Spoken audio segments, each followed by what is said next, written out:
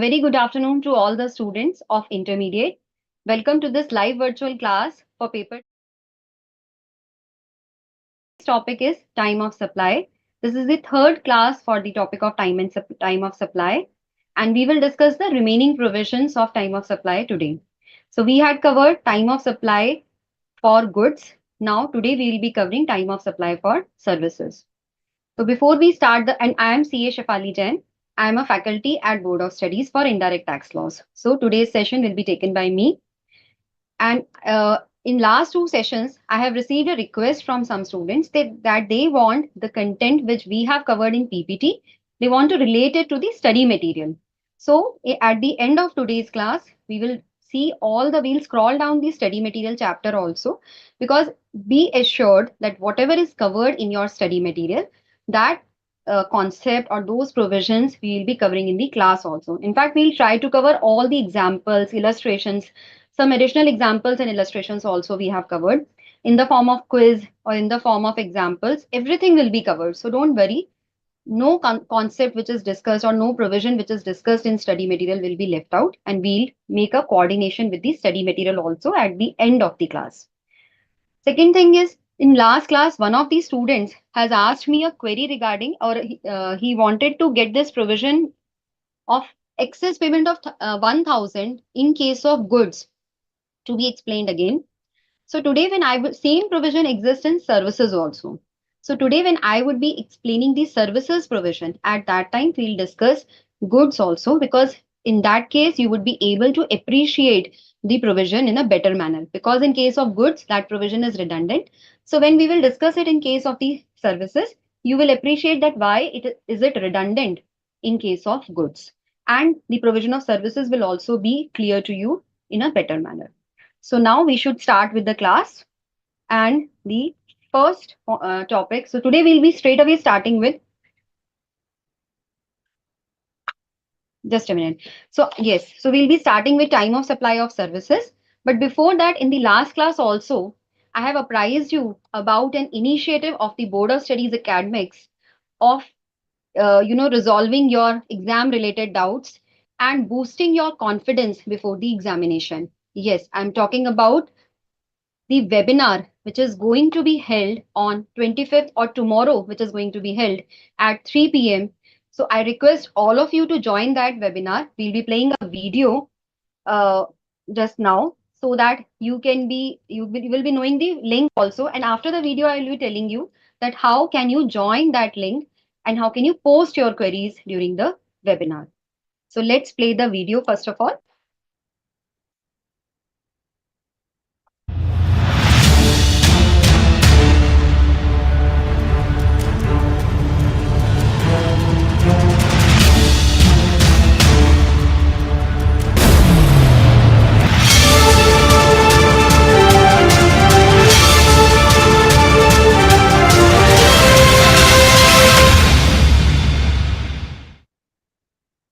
So the topic is Charcha ka Vishay CA Pariksha.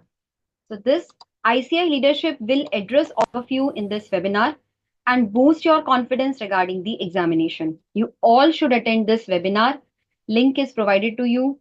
This video will be played again during the break also. At the end also, we'll play this video. And on the BOS Knowledge Portal, we have when you log in through BOS Knowledge Portal, then you can straight away join this webinar tomorrow. Only difference is that when you join the class, at that time, you join the Zoom link. There is a option which is given to you, join Zoom. That will not be there tomorrow. Straight away, you will be there in the class. You can see the video. You can get the views of our leadership. And you can post your query through a text box which will be provided in the link. You can post your queries and your queries will be answered. So make sure that you attend this webinar, and you will definitely be benefited from this webinar for your examination. So now let us start the topic which we had to discuss today, that is time of supply of services. Time of supply of services is discussed under section 13, sorry. Section 12 was time of supply of goods. Now, in fact, those of you who were there in the last class, they know that we had left some of the topics, like after the vouchers, we had left the residual cases and the interest on delayed payment or penalty which is received for delayed payment of consideration by the recipient to the supplier in case of goods. Intentionally, I have left that topic because those provisions are common for goods as well as services. So what I thought is that after completing the time of supply of services, I would be discussing those residual provisions as well as the interest on delayed payment for delayed payment of consideration. Now be with me throughout the class, and today time of supply of services, you have to be very attentive during the concept learning because it has lot many concepts as compared to goods. It has more provisions to be discussed and to be learned. But definitely we'll be having our memorizing techniques also, and we'll be doing examples also based on that. Then we'll have quiz also. We'll try to conduct the quiz also, GST Titan quiz, at the end of the session based on the discussion which we will be having today. So be with me, all of you, and keep responding in the chat box so that you are able to learn each and every concept. In section 13, we will be covering five aspects: supply of services under forward charge, supply of services under reverse charge, supply of vouchers used for payment of services, and then two points, that is residual provisions and interest on delayed payment. So these 4 and 5 are the common provisions which are there. These two will be discussing for both goods as well as services. Now, what do you mean by the services? Services, just a minute. Somebody has raised the hand. I'm not able to locate who is the hand. If any doubt is there, please write in the chat box because I'm not able to locate who has raised the hand. Ma'am, sorry for disturbing, but the chat is disabled. Chat is disabled. Okay. Thanks for pointing this out because I was also thinking that nobody is writing anything in the chat box today. Okay. That's fine. So now you can write in the chat box and ensure that yes, chat. Okay, so I have started getting the messages. Chat is now enabled. Yeah, good afternoon, everyone. Now we'll start with the class. So this is the definition of services. So before proceeding further, first of all, we need to see what is a service because we are determining the time of supply for services. Services means anything other than goods. So simplest definition is that what is not goods is a service. First thing. Then we have one exclusion, money and securities. Now this money and securities are excluded from the definition of goods also. So money and securities are neither goods nor services. This is the second point. Third point is activities related. Now money is excluded, but activities relating to money, for example, conversion of money by cash or by any other mode from one form to another form, from one currency or denomination to another, for which separate consideration is charged, is included in the definition of services. Now, what do you mean by this? For example, if you are traveling abroad, you are traveling to USA and you need the currency of USA, US dollars you want, you have Indian currency with you. So what will you do? You will go to a money changer and you will give your Indian rupees and you will get the US dollars in return. That is, you're getting your currency converted from Indian rupees to the US dollars. And for that, he will charge you some amount also. So he will not do it for free. He will charge you for some consideration, and that particular activity or transaction is a service. So if money transaction is there, then that is not a supply. But if we are using money, if any activity is relating to use of money, converting money from one form to another, that will amount to supply. Okay. Now, after seeing what supply service is actually, let us start with the time of supply of the services.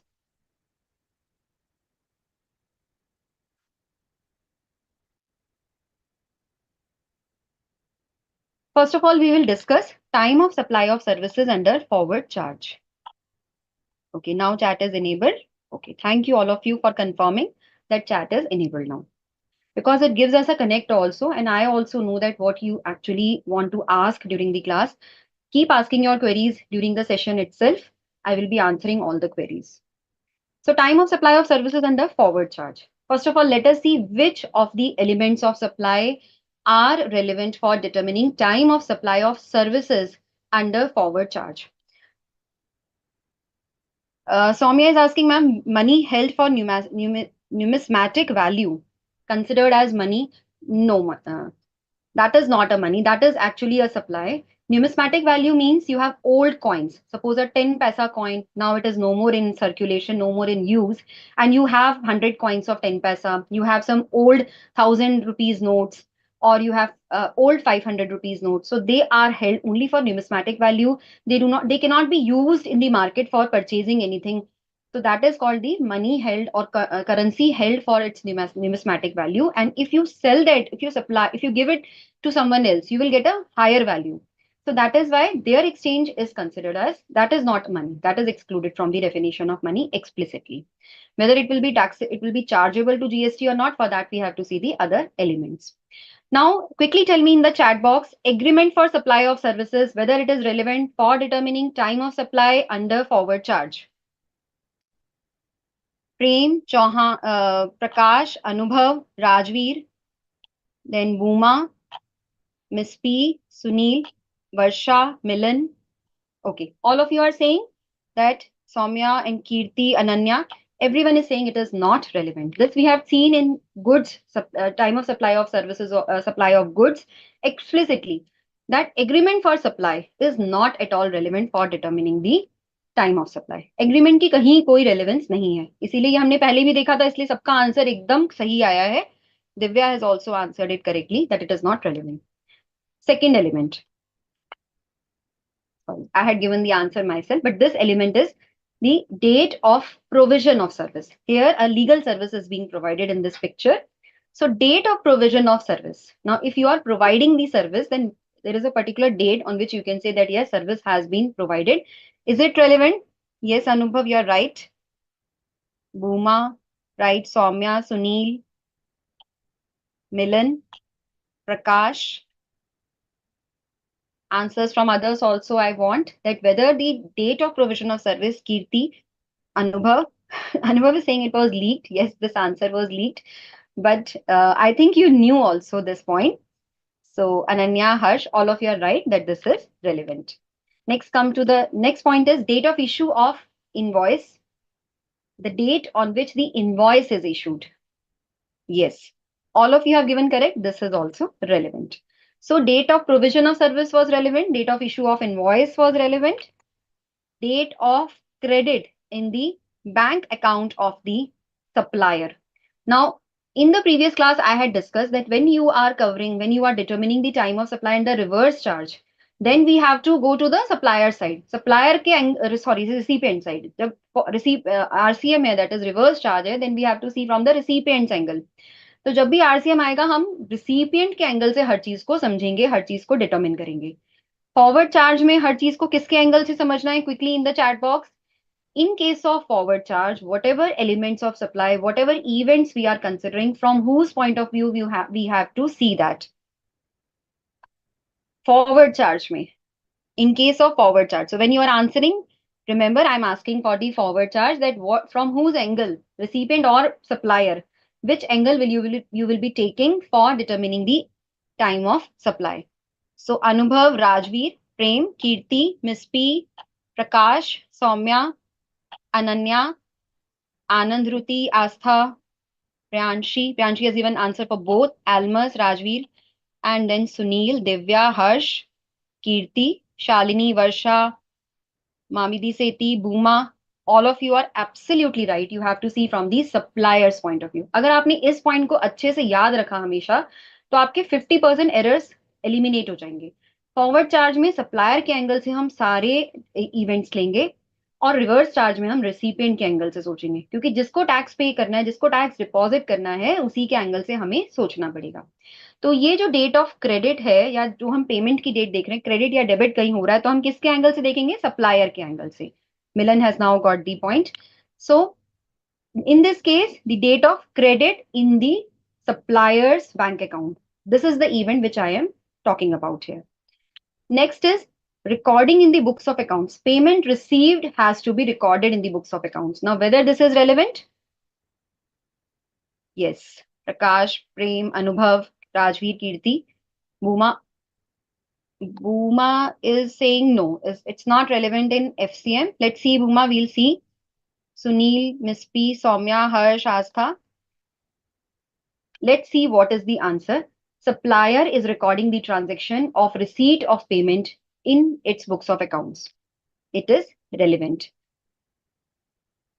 So, Booma, it is relevant from the point of view of the supplier while determining the date of receiving the payment.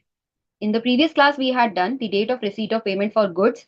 Same is the concept for the services also. Date of receipt of payment is date of credit in the bank account of the supplier or date of entry in the books of accounts of the supplier. We'll see that in detail. Don't worry. I'm just I have just started with the concept and we will definitely deal it in detail.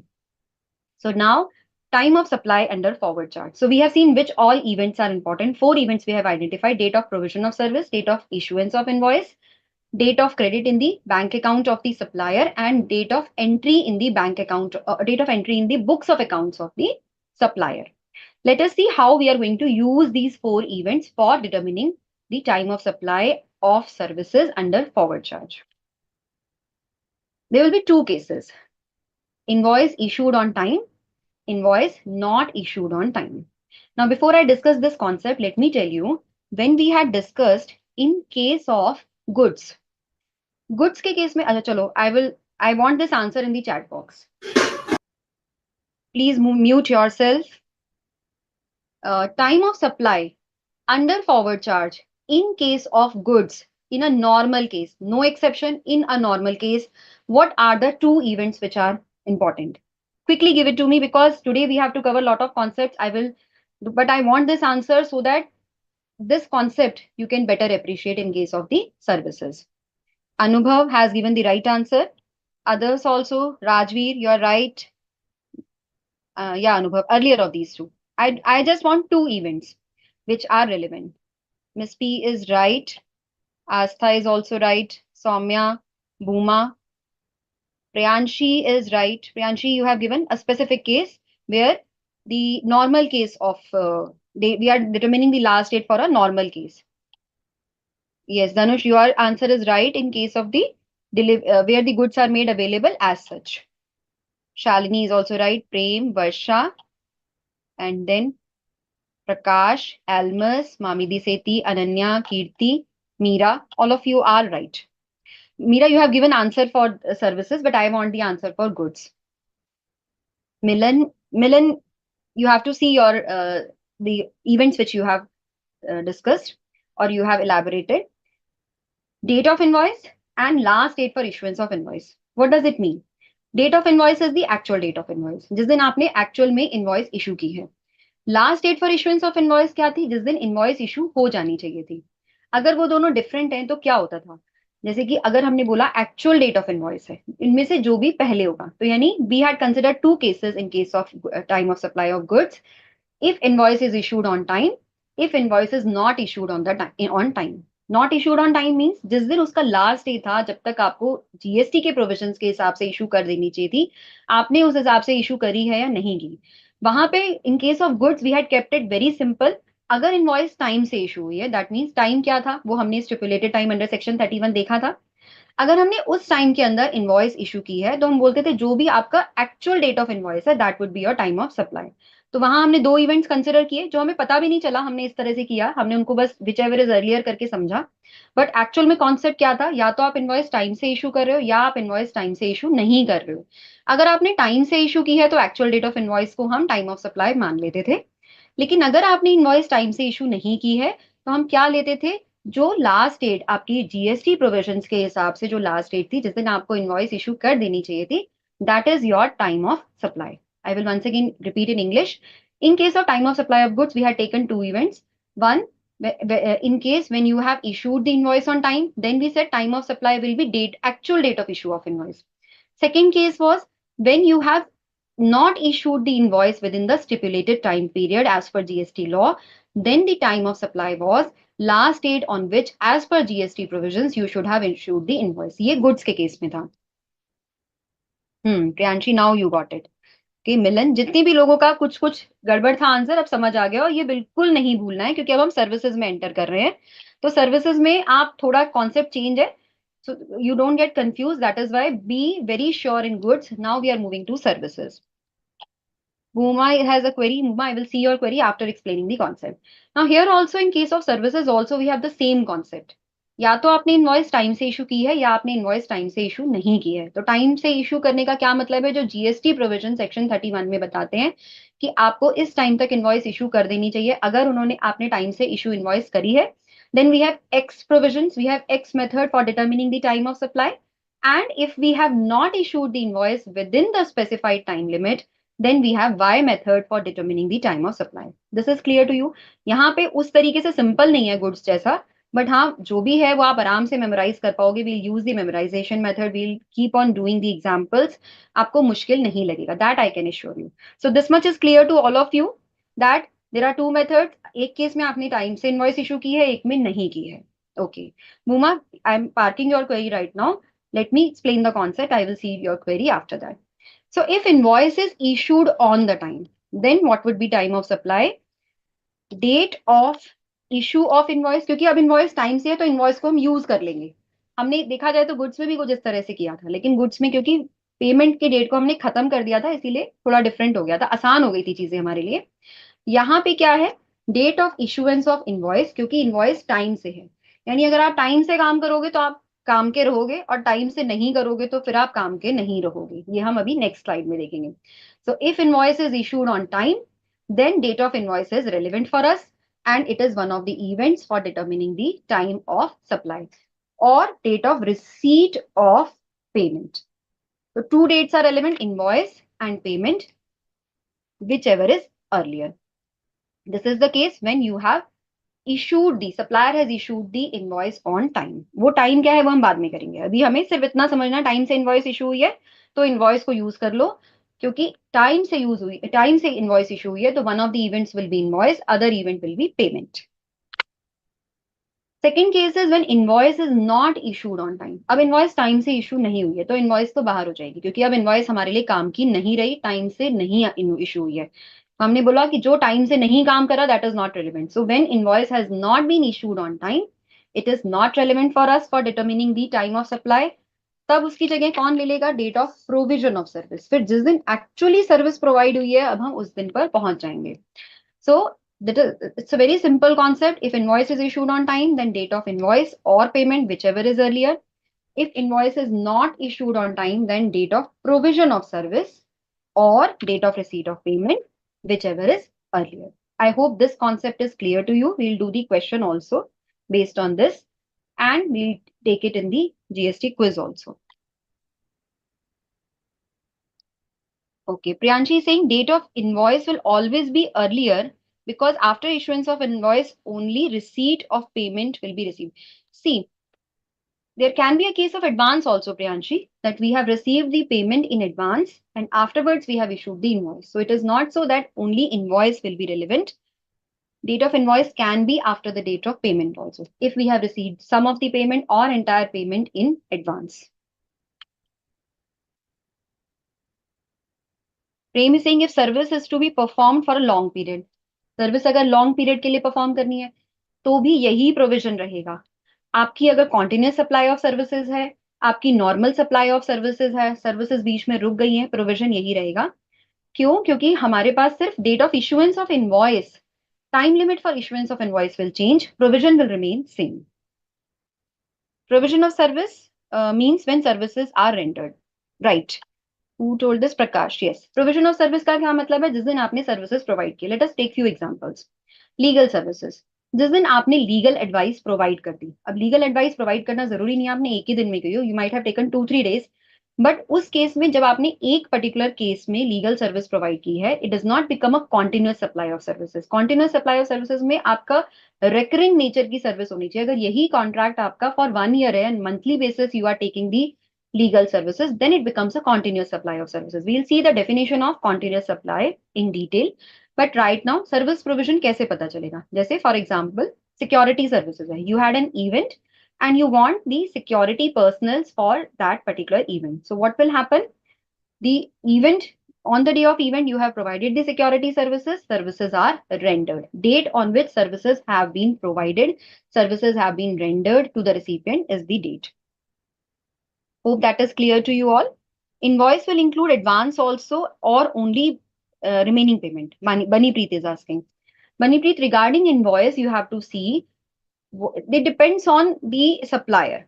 If an advance, suppose an amount of 30,000 has been received in advance of out of the total consideration of rupees 1 lakh, then in that case, when you are issuing the invoice, it can be there is a possibility you issue the invoice for entire 1 lakh and you make the balance payment within 2-3 days. That depends on the suppliers and recipients contract. Continuous supply we'll discuss, Sabha. Just now, I have discussed what is the time of supply in case of services. So these two provisions are clear to you. First was in case of invoice issued on time, that is date of issue of invoice or date of receipt of payment, whichever is earlier. In case of invoice not being issued on time, it is date of provision of service or date of receipt of payment, whichever is earlier. Now we come to the question for which you all are waiting, that what is that actual time limit, which is prescribed under section 31 for issuing the invoice. Because after knowing this only, you can give answer to that particular question, that whether the invoice has been issued on time और invoice has not been issued on time. आपको ये तो पता चले वो time है क्या जिसमें मुझे इनवॉइस इशू करनी थी, तभी तो आप बता पाओगे कि टाइम से काम हुआ कि नहीं हुआ. So for that particular purpose, you should know that what was the time limit for issuing the invoice. Yeah. Soumya saying how to identify whether invoice is issued on time or not. Invoice कैसे पता चलेगा time से issue है कि नहीं? जो time limit अभी हम डिस्कस करेंगे, अगर आपकी इनवॉइस उस टाइम पर इशू हो गई, सप्लायर ही इशू कर रहा है इनवॉइस और supplier he time of supply determine कर रहा है, तो उसको पता है कि मेरी टाइम लिमिट ये पर्टिकुलर डेट तक थी. मैंने अगर वहां तक इनवॉइस इशू कर दी है तो मुझे इनवॉइस की डेट लेनी है टाइम ऑफ सप्लाई निकालने के लिए. अगर उस डेट तक मेरी इनवॉइस इशू नहीं हुई है तो मुझे ये पता है कि अब मुझे प्रोविजन ऑफ सर्विस पे जाना पड़ेगा. ये पॉइंट आप सब लोग बहुत अच्छे से मेमोराइज कर लो कि अगर इनवॉइस टाइम से इशू नहीं हुई है तो प्रोविजन ऑफ सर्विस और date of receipt of payment whichever is earlier. Date of provision की बात जो मैंने अभी आपको बोली है, अभी अब देखना आगे आप आके भूल जाओगे. और एक चीज इसको थोड़ा और इजी करने के लिए आपको बताती हूँ कि आपकी किसी भी तरह की सप्लाई हो, नॉर्मल सप्लाई हो, कॉन्टिन्यूअस सप्लाई हो, आपके लिए time of supply for services under forward charge यही 2 स्लाइड्स रहेंगी जो हमने की. टाइम से इनवॉइस इशू हुई है तो date of issue of invoice और पेमेंट, टाइम से इनवॉइस इशू नहीं हुई है तो सर्विस प्रोविजन ऑफ सर्विस और payment whichever is earlier. अब इनवॉइस आपको कब तक इशू कर देनी चाहिए थी? GST is paid on amount mentioned in invoice if advance amount isn't mentioned. Does that mean GST has to be paid on remaining amount only, not on advance? No. Invoice does not, the amount mentioned in invoice does not determine your GST liability. अगर आपने advance में पैसे दिए हैं तो वो आपकी consideration बनी जाती है मनीप्रीत. उस केस में आपको टैक्स तो पे करना ही करना है. इनफैक्ट आपकी ऑब्लिगेशन इनवॉइस इशू करने की भी है. ऐसा नहीं कि आप इनवॉइस में मत लिखो तो वो चल जाएगा. आपने जो भी पैसे अपने रेसिपिएंट से लिया, you have to mention it in the invoice. और डोंट वरी, उसकी इनवॉइस आप 2 पार्ट्स में भी अगर इशू करोगे तो आपको टैक्स दोनों पे करना है, नहीं करोगे तो भी टैक्स पे करना है. वो आपकी इनफैक्ट पेनल्टी और इंटरेस्ट ऑब्लिगेशंस भी उसमें अराइज हो जाएंगी. Time limit prescribed under section 31. Now see what this section 31 says. A registered person supplying taxable services shall issue invoice before or after the provision of services. Service provide करने से पहले भी आप invoice issue कर सकते हो, बाद में भी कर सकते हो.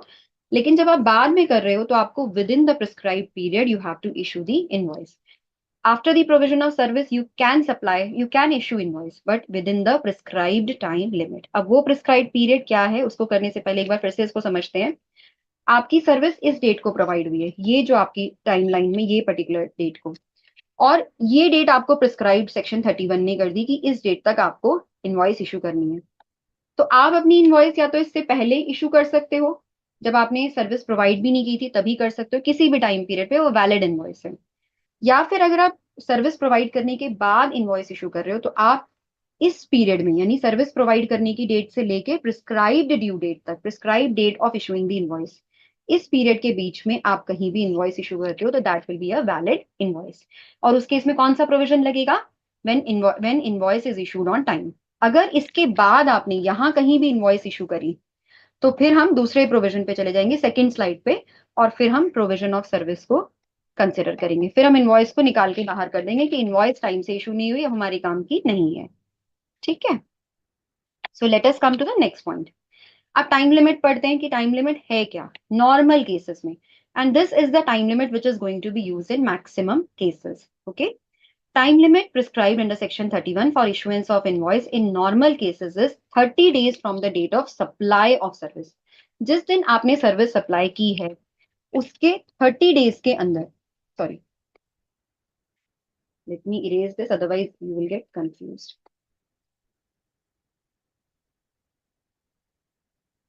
उसके 30 डेज के अंदर आपको इनवॉइस इशू करनी थी। यहाँ आपने सर्विस प्रोवाइड कर दी, ये आपकी प्रिस्क्राइब टाइम लिमिट है, इन दोनों के बीच में 30 डेज तक का टाइम आपको मिला कि आप इनवॉइस इशू कर सकते हो नॉर्मल केसेस में। This is what is going to be used in maximum cases. Okay,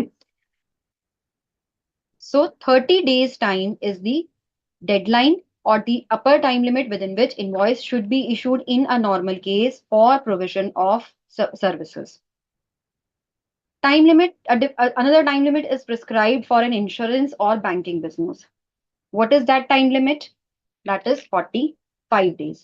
अगर आपका इंश्योरेंस बिजनेस है, बैंकिंग बिजनेस है, बैंकिंग कंपनी भी हो सकती है उसमें, आपकी एनबीएफसी भी हो सकती है, नॉन बैंकिंग फाइनेंशियल इंस्टीट्यूशन, अगर वो आपके सप्लायर्स हैं, if a supplier is a banking company or NBFC or an insurance company, then in that case, the 30 days time limit will extend to 45 days. See, it will become, so you can issue invoice in that case till 45 days, और तब भी हम ये बोलेंगे कि हाँ आपने time से इनवॉइस इशू की है।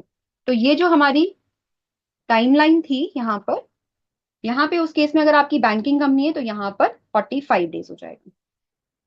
I hope you got this point. Now we come to the third point. तो अभी हमने दो चीजें डिस्कस की, लेकिन आपको मैक्सिमम केसेस में 30 डेज ही अप्लाई करना है।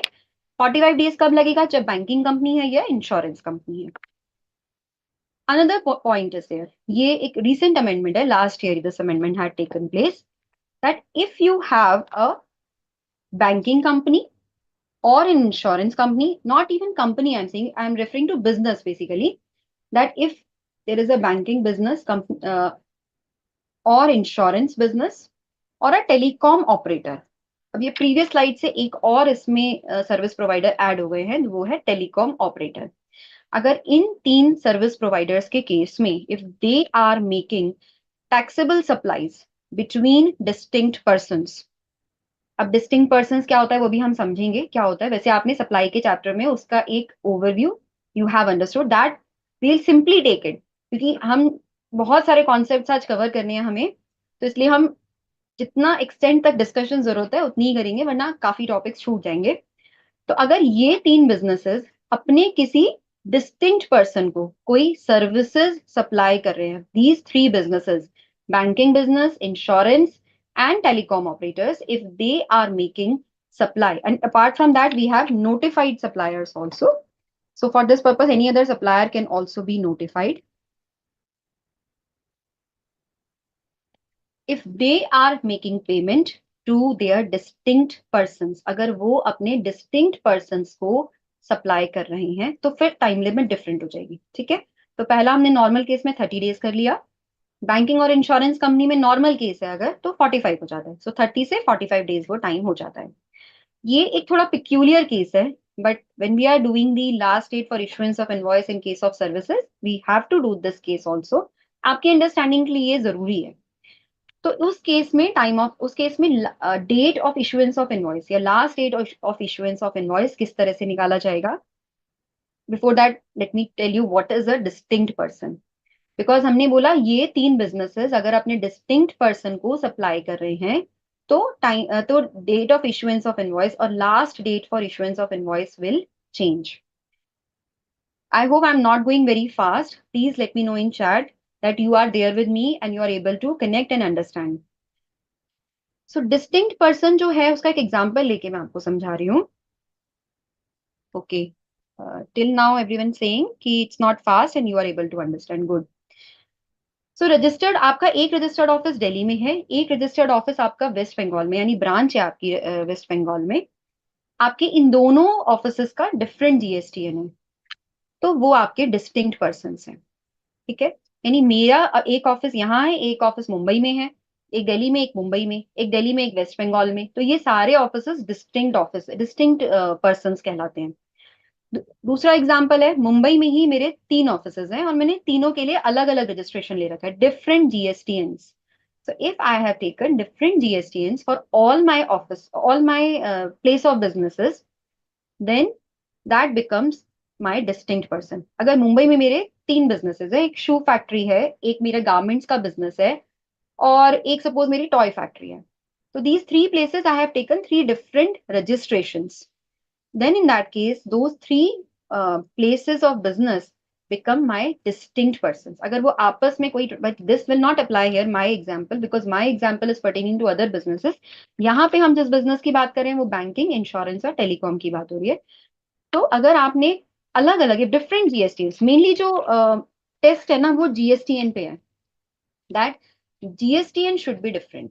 If different GSTNs are there for the same business, PAN number same है, different GSTNs है, then they are distinct persons. और ऐसे लोगों के बीच में अगर कोई ट्रांजेक्शन हो रही है तो उस केस में last date for issuance of invoice क्या होगा? Let us see. This will be the time which is prescribed or last date for issuance of invoice before the expiry of the quarter during which the supply was made. अगर आपने कोई supply January to March quarter में की है, तो जब वो quarter खत्म हो जाएगा, या तो वो यानी 31 मार्च, या फिर बिफोर और at the time of recording the supply in the books of accounts by supplier, जिसने वो सप्लाई की है. सप्लायर बैंकिंग कंपनी में आपके डिस्टिंक्ट पर्सन है, बट एक सप्लायर होगा, एक रिसिपिएंट होगा. तो जिस टाइम पर सप्लायर ने सर्विसेज सप्लाई की अपनी बुक्स में रिकॉर्ड कर ली है कि हाँ मैंने सर्विसेज प्रोवाइड की थी, date of recording in its books of accounts, इन दोनों में से जो भी पहले आएगा. ठीक है, यानी आपने जनवरी से मार्च वाले क्वार्टर में सप्लाई की, और वो हमने बोला पहली डेट क्या होगी? And of the quarter, before the expiry, मतलब 31 मार्च तक या तो आप उसको इनवॉइस को इशू करोगे, या फिर जो एक्चुअल डेट जिस दिन आपने उसको अपनी बुक्स ऑफ अकाउंट्स में एंटर कर लिया है, इन दोनों में से जो भी पहले आएगा. For that we will take an example. Okay, we will take an example for that. But let me first tell that this point is clear to you. You can understand. Yes. Soumya Singh, can you explain this in English? Soumya, which particular provision you are saying about the distinct persons, I suppose. Okay. Let me tell you about the distinct persons. When we have our businesses in more than one state, and we have in more than one state, if our businesses are there, then we have to, and in that case, we have to take the different registrations in in each of the state. That you know, that provision you must have understood in supply chapter also, that different registrations have to be taken. So these 2 persons with different registrations, my same PAN number is there, but I am taking registration in different states separately. So all my entities, they become distinct persons. They are related to each other and they become distinct persons. I have obtained different registration in same state. In same state, I have 3 kind of businesses, or whatever be the reason, I have obtained separate registration for all my places of business in a particular state. They also become distinct persons. So separate registration. So for distinct persons, what we had understood is that in order to be a distinct person, the registration number should be different. Okay, I hope this is clear to you all. Now, in case when you are making supply, a banking company, an insurance company, and a telecom operator, if they are making a supply to their distinct persons, then in that case, the last date for issuance of invoice, there is a different provision for that. वहाँ 30 days, 45 days नहीं लगता. There 30 days provision, 45 days provision does not apply. In that case, we give a whole quarter कि पूरे quarter की the date on which the quarter is ending. Before that, either the invoice should be issued or before recording it or at the time of recording the transaction in the books of accounts of the supplier. क्योंकि हमने forward charge कर रहे हैं तो हर चीज supplier के angle से हो रही है, ये भी अब आप देखिए. ठीक है, तो yes. So I hope this point is clear to you all. Dhanush is saying 31 for some reason. Dhanush, please tell me why are you giving this example of 31? Okay. Yes. So let me give you an example for this particular question.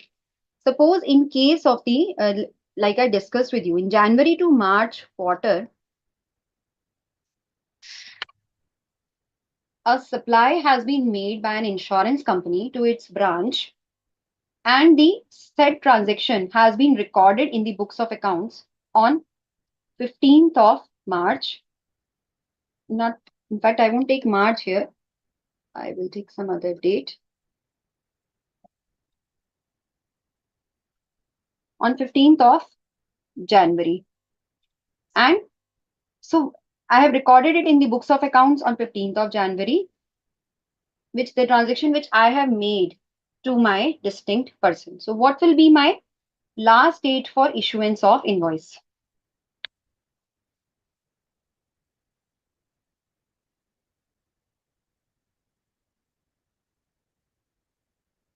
Yes, I'm waiting for your answers.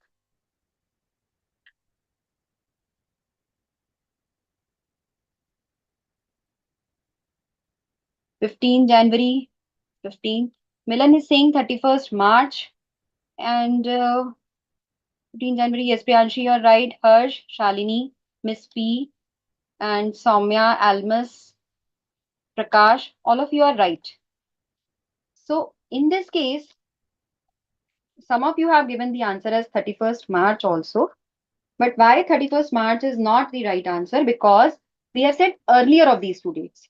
Date on which the transaction is recorded or date on which the quarter is ending. In another case, if we take this as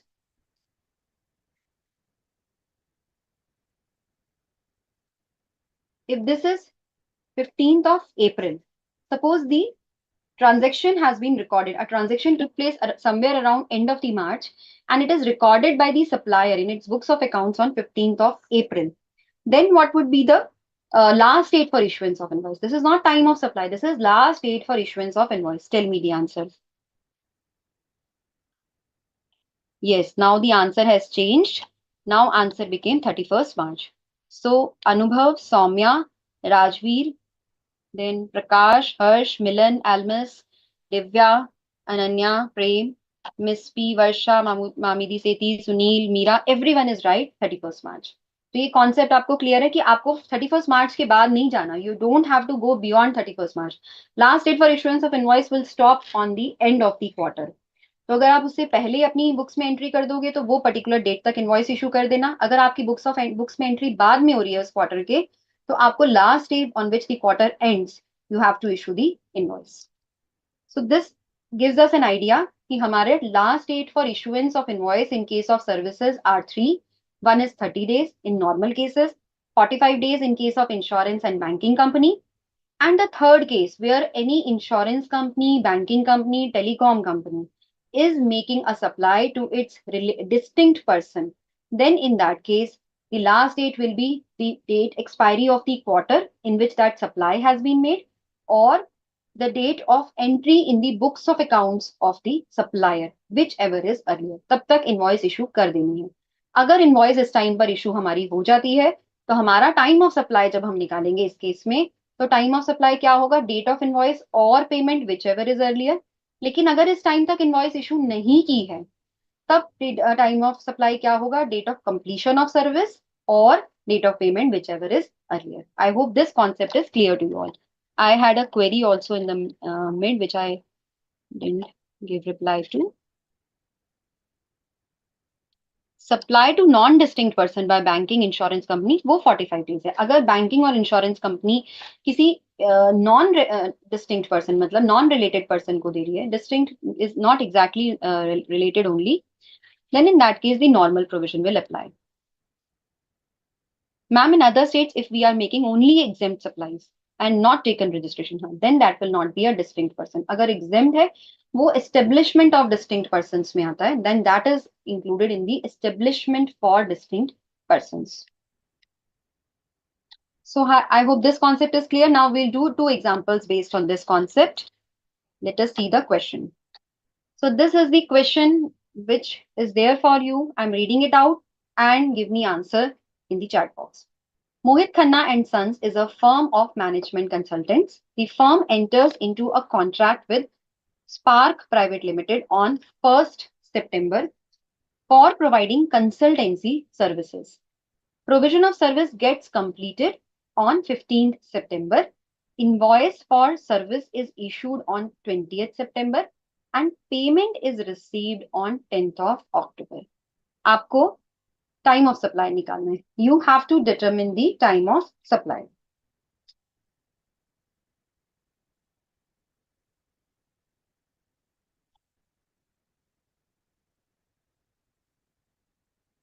So I am waiting for the answers. After seeing the answer, I will let you know the provision also. All of you start computing. Whether your answer is right or not, please give me answer in the chat box.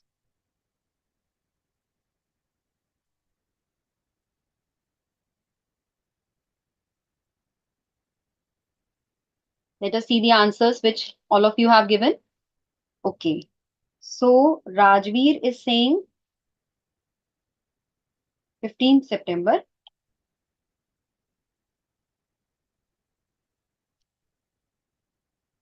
And then I have answer of Varsha, Sunil. In fact, first three answers I have got is of 15th September. Then Anubhav, 20th September, Prem, Miss P, and then Sabha, Mahalakshmi, Soumya, Bhuma. Bhuma has given the reason also. Mamidi Sethi.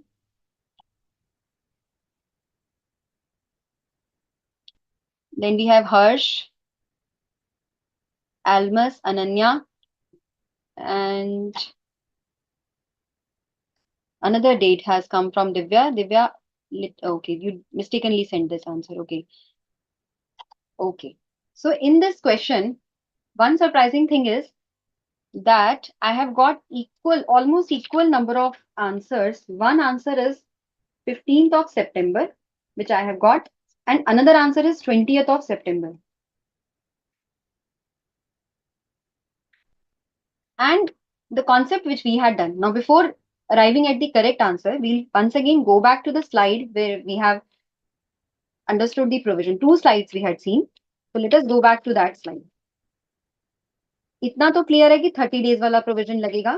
क्यों लगेगा 30 days वाला provision? क्योंकि एक normal case है, यहाँ पे कोई extra special case हमने नहीं बताया है. अभी हम कॉन्टिन्यूस सप्लाई पे तो खैर आए ही नहीं है, बट नॉर्मल सर्विसेज के केस में भी जो नॉर्मल केस था जहाँ पे कोई बैंकिंग इंश्योरेंस कोई उस तरह की सर्विस नहीं थी, वहां हमने ये कॉन्सेप्ट लगाना था. If invoice is issued on time, then the date of issuance of invoice और date of receipt of payment whichever is earlier. Invoice is issued on time. अगर इनवॉइस टाइम से इशू हुई है तो आप invoice की date को लोगे और रिसीट की डेट को लोगे, रिसीट ऑफ पेमेंट, दोनों में से जो भी पहले आया.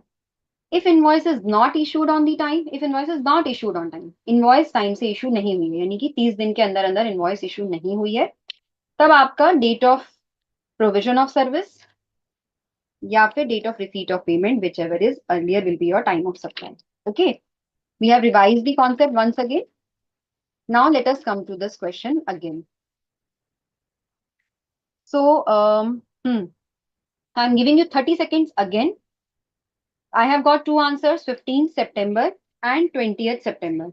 Once again, I want the answers from all of you क्योंकि equal number of answers दोनों से मिले, दोनों के लिए मुझे मिले. I want you to tell which is the correct answer as per you after again going through the provision.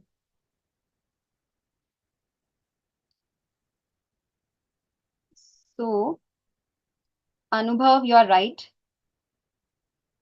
Divya is telling me the provision. Yes, Divya, but you have to see whether in this case invoice is issued on time or not.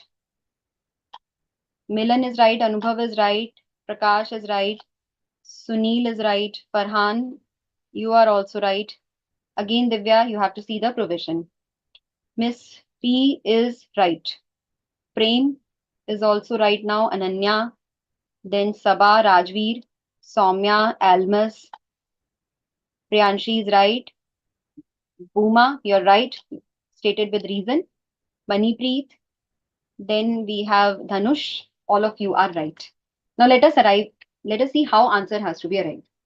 Contract is entered on 1st September. The date of entry of contract is not relevant, we had seen. Meera is also right, and you have given the reason also. Service has been provided on 15th September. Okay. And invoice has been issued on 20th September. Quickly tell me in the chat box whether, and those students who have given 15th September as the answer, those students who have given 15th September as the answer, I want one answer from them, that whether the invoice has been issued on time or not. Those who have given 15th September, not from 20th September, those who have given answer as 15th September, जिनका answer 15 सितंबर था, वो मुझे ये बताएं कि invoice time से issue हुई है या नहीं हुई है. 15 सितंबर को सर्विस प्रोवाइड हुई है, 20th सितंबर को इनवॉइस इशू हुई है. Okay, so Divya, now you know invoice has been issued on time. Okay, Prakash is saying in this case last date for invoice is 1st October. How is it 1st October, Prakash? Tell me. Dhanush is saying, ठीक है, it's on time. Rajveer is saying, those who have given 15 September as the answer, for them I know, I want to get the answer. In fact, जो 20th September वाले हैं, वो तो सब बता रहे हैं. 15 September जिनका आंसर था, उनके लिए ये जानना जरूरी है कि in this case, invoice has been issued on time. Within 5 days, invoice has been issued, and our upper limit was 30 days. हम तो 30 days तक issue होती तो भी उसे on time बोलते. यहाँ तो 5 days में इनवॉइस इशू हो गई है. और किस डेट से आप काउंट करोगे? 15 सितंबर से आप काउंट करना शुरू करोगे. Some students, I think, but even if you have wrongly counted it somewhere else, but यहाँ पर तो एकदम clear है that invoice is issued on time. Yes, Divya Astha, it's 20th September. Payment has been made on 10th of October. तो अब हमारे पास दो date हैं, date of issuance of invoice और date of receipt of payment, क्योंकि provision की date अब हम नहीं लेंगे. Invoice has been issued on time. उस केस में क्या होता है आपका time of supply? Date of issuance of invoice और date of receipt of payment, whichever is earlier. हमारे केस में 20th सितंबर और 10th ऑफ अक्टूबर, ये दो डेट्स हैं. Which ever is earlier, this is the date which is earlier, and this is our time of supply. So I hope all of you got this point now. Okay, Priyanshi has counted 30 days from 1st September, but then also Priyanshi, because earlier I thought that you all have counted it from 1st September, but then also 30 days will lapse on 30th of September. In fact, not on 30th, 1st of October. Okay, so I think Dhanush was saying 1st October. He was counting from 1st of September, but Dhanush, you do not have to count from 1st September. ये जो contract entrance की date है, ये तो आपके लिए किसी भी तरह से रेलिवेंट है ही नहीं. इसको तो बिल्कुल स्ट्राइक ऑफ करके आपको चलना है. 1st सितंबर in this question has not to be used. उसको यूज ही नहीं करना आपको. वो कंफ्यूज करने के लिए आपको दिया गया है. पहले भी हम देखते थे time of supply of goods के क्वेश्चन में इतनी सारी इन्फॉर्मेशन दी होती थी जो हमें यूज ही नहीं करनी होती थी. तो इतनी सारी डेट्स में हमको अपनी सिर्फ रेलिवेंट डेट उठानी है, एक जगह पे लिखना है, time of last time limit for issuance of invoice वाला प्रोविजन अप्लाई करना है, और दोनों स्लाइड्स में से चेक करना है कौन सी स्लाइड एप्लीकेबल होगी, अकॉर्डिंगली टाइम ऑफ सप्लाई निकालना है. Okay, so Anubhav got it now. Bhuma, Meera, okay. Miss P, Varsha, now she got it. Okay, Dhanush, you were not, it was not you. Okay, sorry. So maybe someone else was there, but somebody mentioned that the 1st October is the last date for issuance of invoice. So he must have counted it from 1st of September. Prem is saying, ma'am, I am confused in provision of service, that it is the date when supplier started giving service or date when service fully performed. Okay, important question, Prem. When you start providing service, there could be a case that your service gets provided in one day, then same day will be the date of provision of service. But suppose your service takes 2-3 days to perform. For example, the security services. For 3 days, we are providing security at an event, or in a house, we are providing security, at a business place, we are providing the security. In that case, suppose for 5 days in a month or 10 days, we had sought some security services. Day on which those services will be performed, completed. Provision of service means date on which the provision of service will be completed. This is the ground rule. Now, when the firm enters into a contract for providing consultancy services, okay, this could have confused some students, that they thought that on this date itself, the services were started providing. Even if that would have happened, the provision of service gets completed. So what is important for us is this word completed. Date on which the provision of service will get completed, that will be our date of provision of service. Okay, I hope now this clears your doubt. So I also got that point, that why you students have taken 1st September as the date of provision of service. Some of you have taken that as provision of service, but that is not relevant. Okay. So Anubhav, time of supply is 20th September. Prakash. Okay. Kirti, now you also got it. Okay. Anybody of you who has any doubt in this, please let me know. Otherwise, I am moving to next question. Anubhav has given some date. 16th October is the last date. Okay. You are giving us the last date. Now, what would be the last date? Let us compute it, though it is not required in our question because our invoice date is very near to that. So 15th September, when we have to take, and 30 days from 15th September. Then 15th September, we will exclude this. We have done in quite detail in last class that you have to exclude the date from which you have to compute a particular time limit. From the date of provision of service हमने पढ़ा, तो from the से हम date of provision of service को हटा देंगे.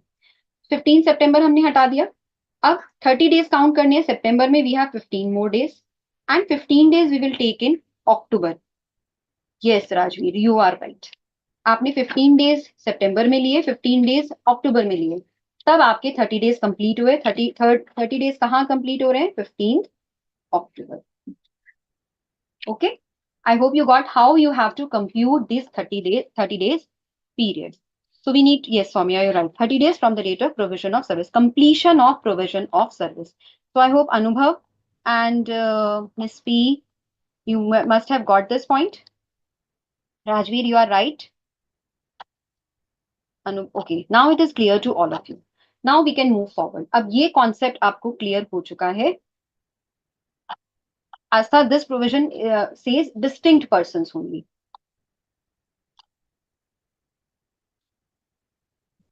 Okay, so it is now clear to everyone. Now I'm moving to next question.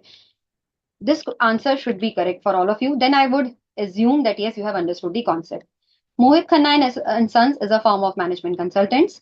Firm enters into a contract with Spark Private Limited on 1st September for providing consultancy services. Same question is there with different dates.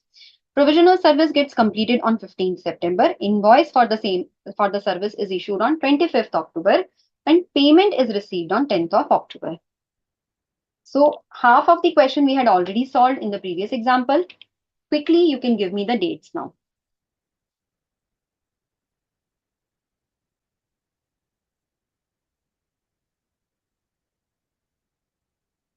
अभी भी गड़बड़ answers आ रहे हैं.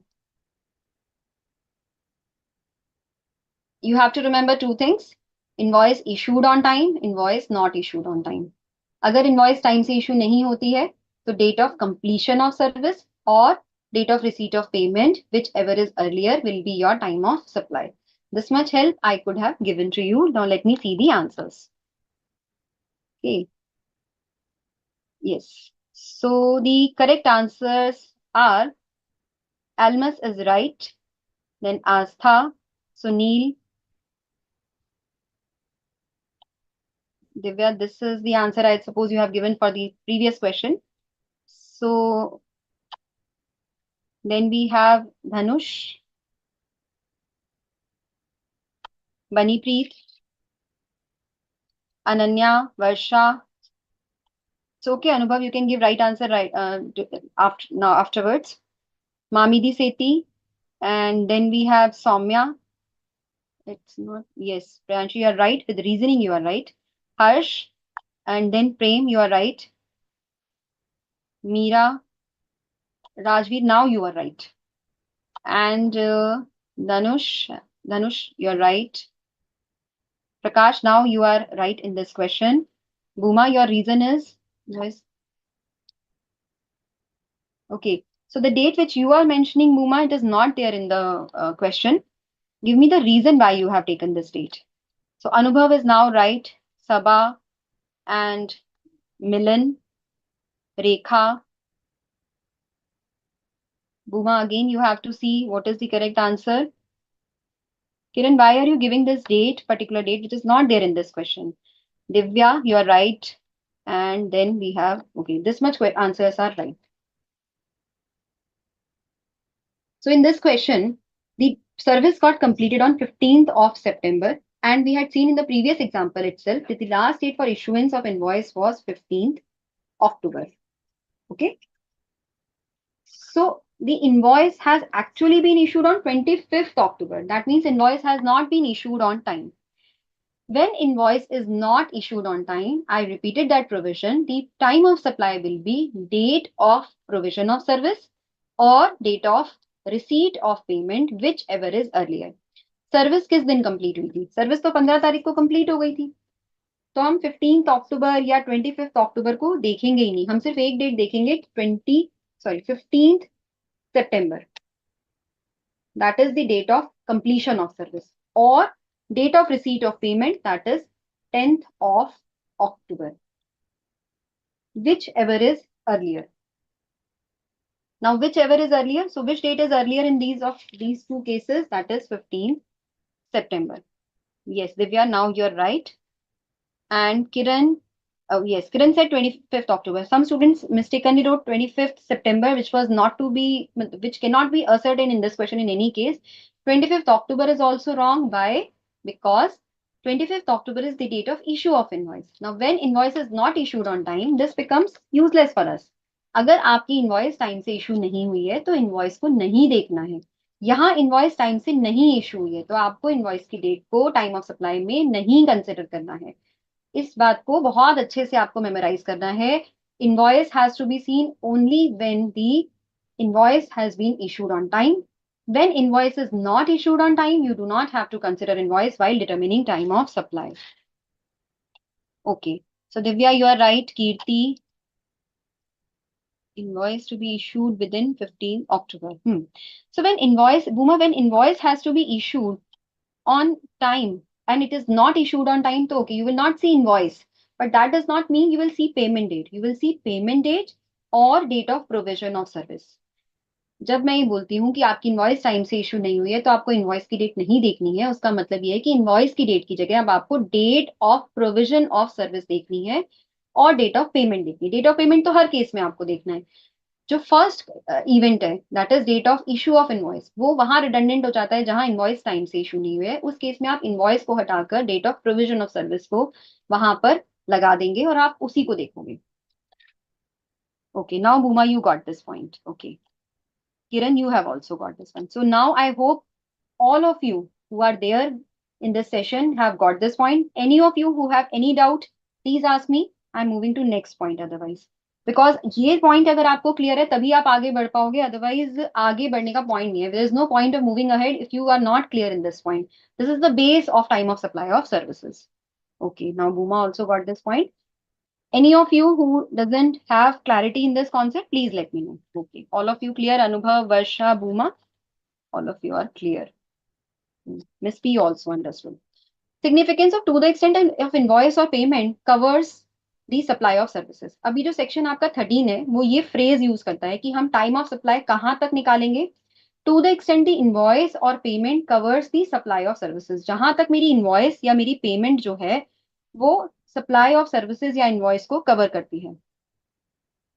या तो आपकी invoice उतना उस अमाउंट को कवर करता है या फिर आपका पेमेंट जो है उतने अमाउंट का हुआ है, उस एक्सटेंट तक ही हम टाइम ऑफ सप्लाई निकालेंगे. ठीक है, इसका क्या मतलब है? Priyanshi is saying Priyanshi, I will answer only your question without telling others because they might get confused. And then yes, then you will see 45 days. You're right. Okay, so if in a question a consideration is paid in parts, मान लीजिए 1,00,000 की consideration है, 30,000 एक बार में पे किया, 70,000 एक बार में पे किया, तो टाइम ऑफ सप्लाई दो बार हम डिटरमिन करेंगे. 30,000 एक बार और 70,000 अलग से डिटरमिन करेंगे. 70,000 के लिए टाइम ऑफ सप्लाई अलग से डिटरमिन होगा. उसी तरह से इनवॉइस की भी बात है. अगर आपकी इनवॉइस दो पार्ट्स में इशू हो रही है, one invoice is for 40,000, another invoice is for 60,000, then the time of supply will be determined for each of these invoice and payment. As somebody had asked me in the class also earlier, that if we have not issued invoice for a particular amount, that cannot be the case as per the GST law. Legally you cannot do that. But जो भी आपका invoice amount है, आप उतने amount के लिए ही पहले time of supply निकालोगे और उतने के लिए ही आप tax pay करोगे. Time of supply अगर आपका fall कर रहा है आपके stipulated period में, then you will pay the tax. So for that we have an example. See, A Limited enters into an agreement with B Limited to supply security services in the events to be held in the month of May for rupees 1 lakh. 1 lakh की आपकी total consideration है. 30,000 rupees आपको advance receive हो गए. Out of the total consideration of 1 lakh rupees, you have received 30,000 rupees in advance on 9th of May. Okay. And balance payment is received on 16th of May.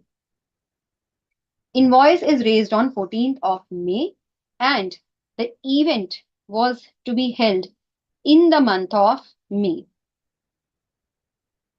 In this question, I'm not asking you time of supply per se, but first I want to know that do we need to separately compute the time of do we need to separately compute time of supply for 30,000 and rupees 70,000, or 30,000 and 1 lakh?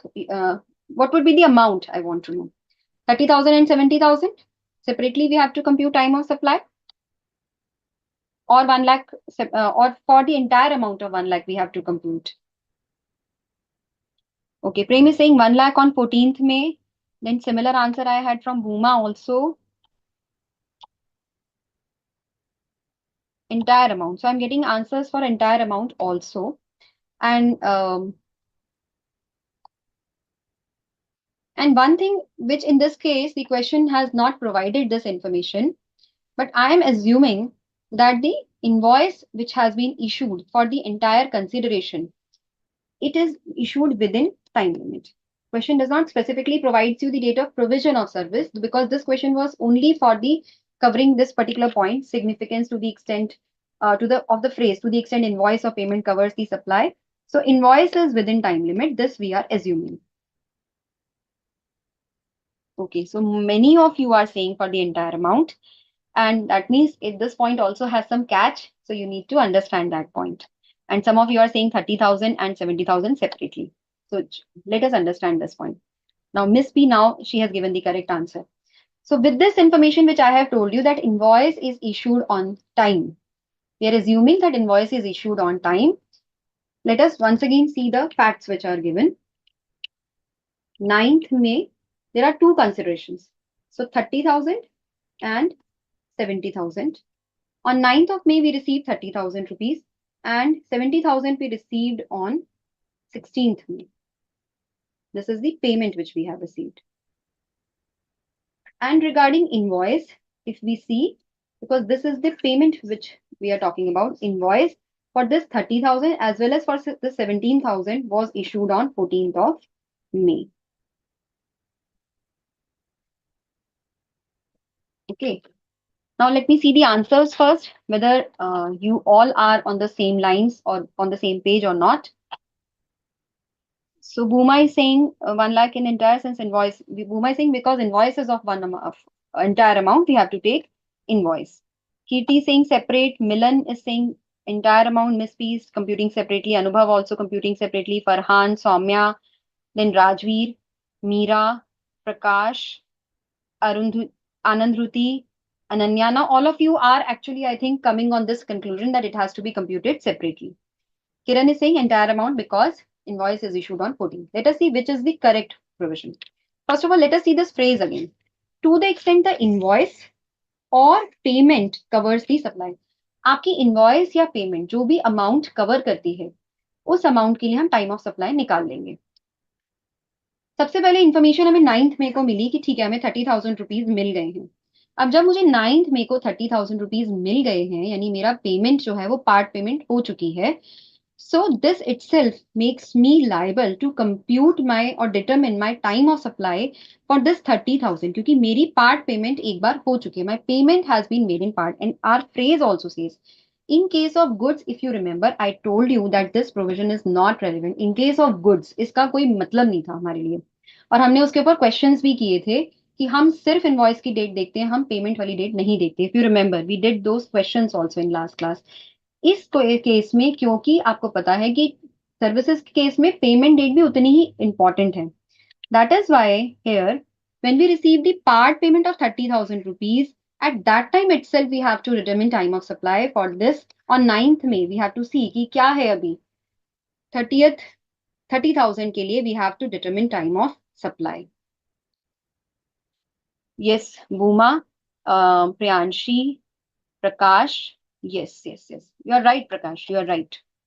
So I just want others to know the concept and then we want to arrive at the answer so आपकी payment या invoice जो भी पहले होगा और वो अगर partly हुआ है तो आपको उस एक्सटेंट तक ही टाइम ऑफ सप्लाई निकालना है इनवॉइस हमने इकट्ठे पूरी इशू कर दी क्यों क्योंकि हमने दो पार्ट्स में पेमेंट की और उसके बाद इमीडिएटली इनवॉइस जब इशू की तो पूरे अमाउंट की कर दी so that does not makes it a part that does not makes it a that it's not a part payment case. No, it is a part payment case and time of supply has to be determined separately.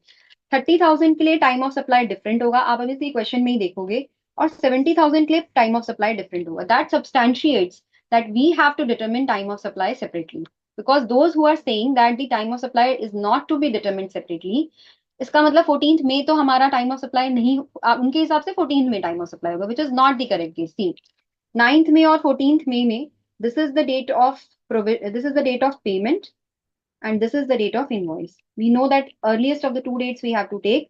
So that will be 9th May for 30,000. I will see your queries once I take this concept. And for 70,000, it will be 14th of June. So we have two separate dates. एक 9th में है 30,000 के लिए time of supply और 14th में is the time of supply for 70,000. So we have separate time of supply. I hope this clears your doubt that separate time of supply has to be determined if we are having part payment.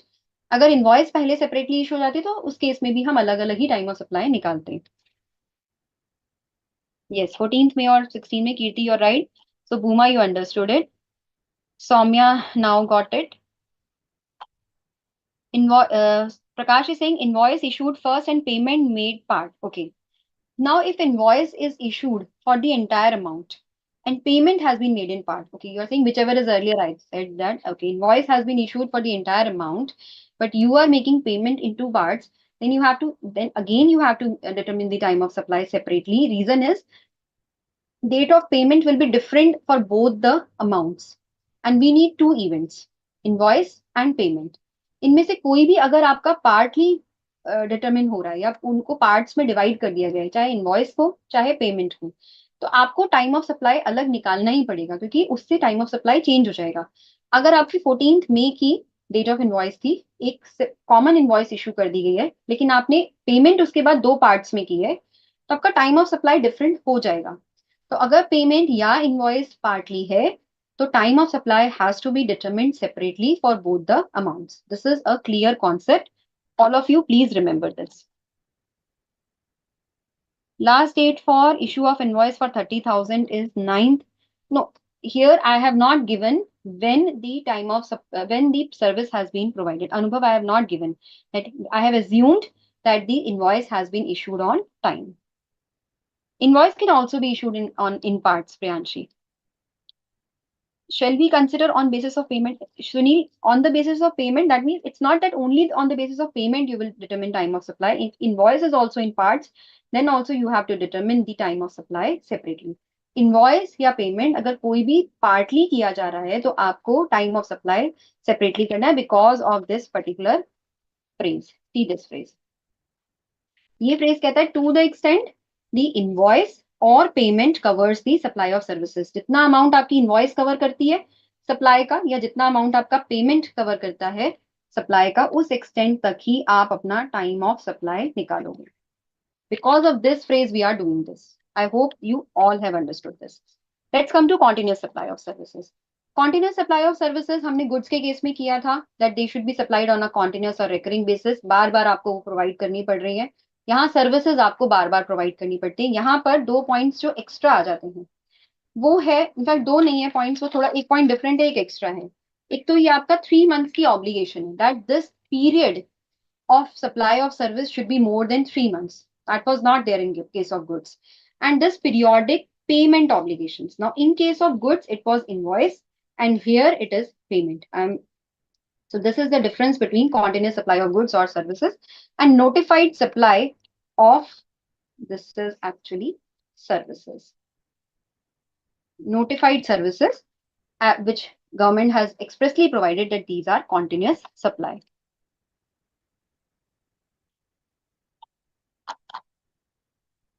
Miss P has asked a question. I will answer. First, let me take this point.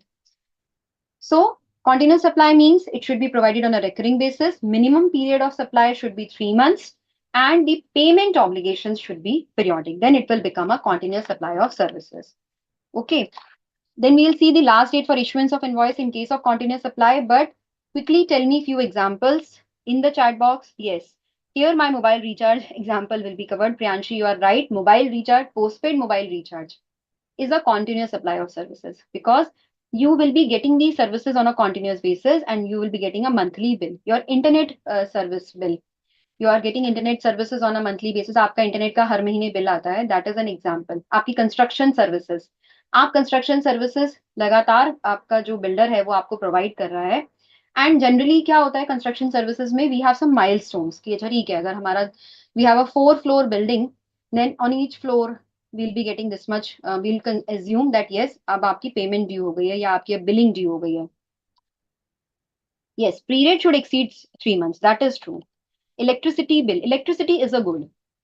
Soumya, electricity is a good. That is why it is not included here. But हाँ, mobile services अगर आप दे रहे हो, अगर आप अच्छा, Abhinand has asked a query.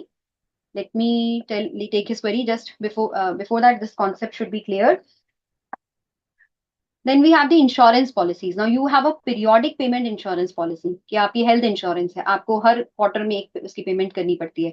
That is an example of continuous supply of services. Very good example, Rajveer. Annual service of water filter and air condition. जो annual maintenance services आप लेते हो of water filter और air conditioner और आपके बहुत सारे और गैजेट्स होते हैं, आपका रेफ्रिजरेटर है, आप उसके लिए मेंटेनेंस सर्विसेज ले रहे हैं, या आपका कंप्यूटर सिस्टम है, whatever annual maintenance services you are taking, वो रिकरिंग बेसिस पे आपको सर्विसेज देते रहेंगे और आपकी पेमेंट भी पीरियोडिकली ड्यू हो रही है. वो आपकी ईयरली भी ड्यू हो सकती है पेमेंट, वो आपकी मंथली भी ड्यू हो सकती है, क्वार्टरली भी ड्यू हो सकती है, और सर्विसेज भी आपको रिकरिंग बेसिस पे मिल रही है. That should be for more than 3 months. Some other examples are the for example the renting of immovable property services. अगर आपने 1 साल का कॉन्ट्रैक्ट कर लिया है कि आप इस प्रॉपर्टी में रहेंगे और आप मंथली रेंट पे करते रहेंगे. Urban company services, YouTube subscription. Okay, YouTube subscription you make payment for on monthly basis. I'm not aware. Banking service charges if you are paying them on recurring basis, and you have a contract for a particular year or month, more than 3 months if you have a contract for that. Continuous service if you are getting from urban company, if you have entered into such a contract that ये आपकी मेरी house cleaning services, housekeeping, जो भी आपकी services you are taking from them, you have agreed that for 1 year you will be providing these services whenever I need them.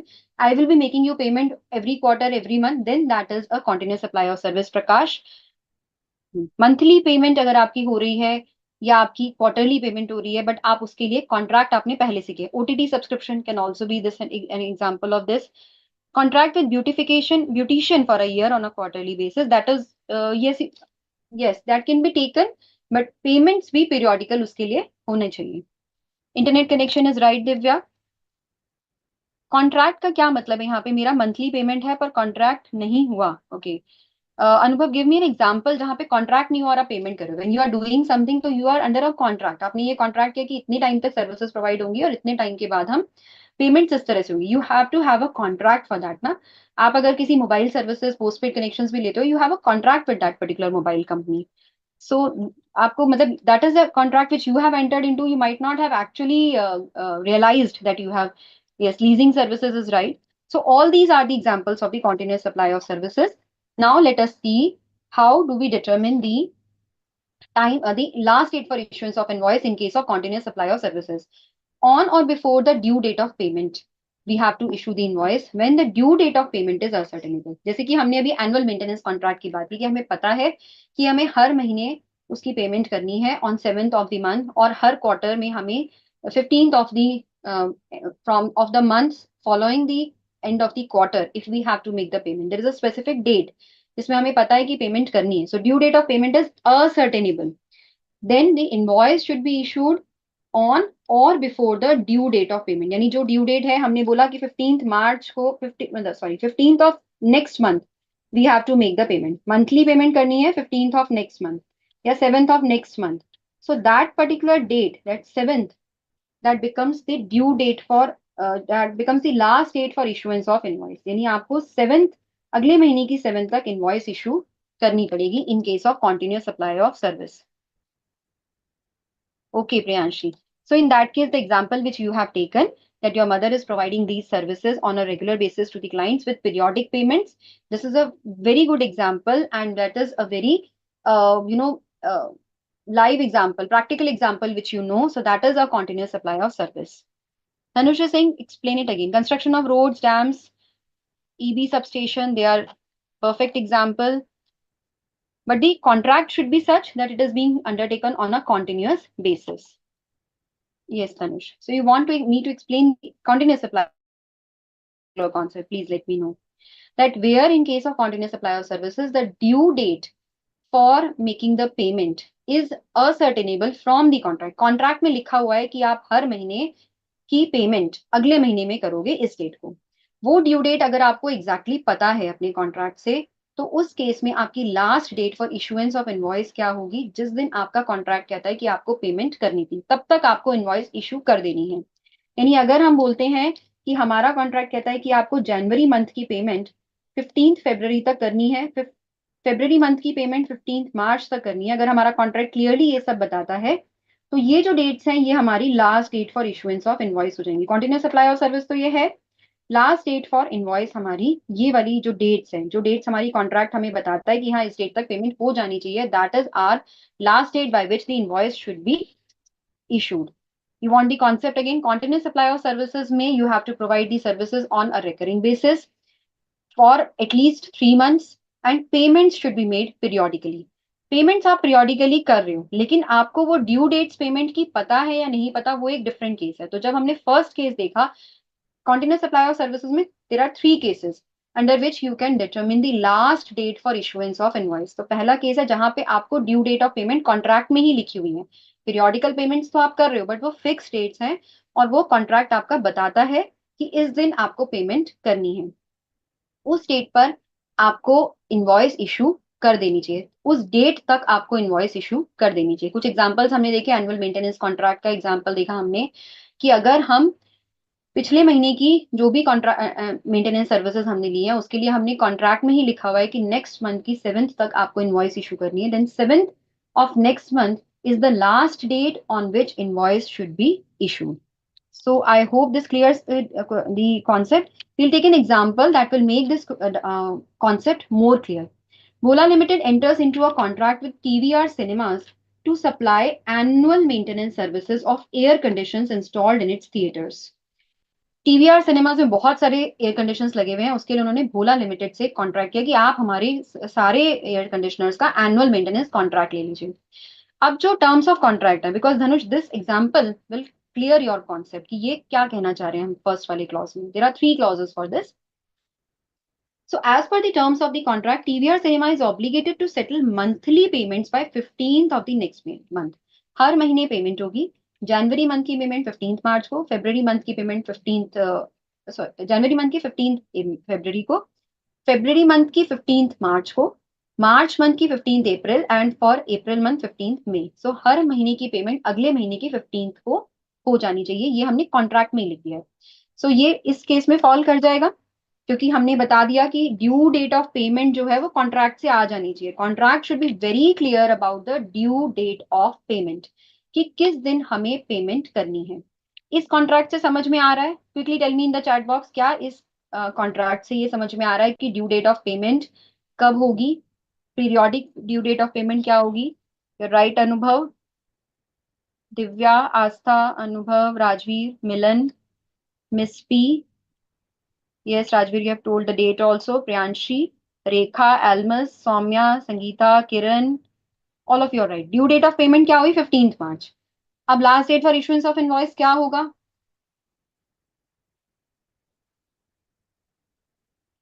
Yes. Due date समझ आ रहा है. Who is saying? Sunil is saying due date समझ आ रहा है. ठीक है, 15th March है. अब ये ड्यू डेट ऑफ पेमेंट थी और हमारा प्रोविजन क्या कहता था हमें? सुनील, हमारा प्रोविजन हमें ये कहता है कि जिस दिन आपकी ड्यू डेट ऑफ पेमेंट आपके कॉन्ट्रैक्ट के हिसाब से है, वही आपकी last date of issuance of invoice है, आपको इनवॉइस भी तब तक इशू कर देनी है, तो ये दोनों सेम डे पे फॉल करेंगे।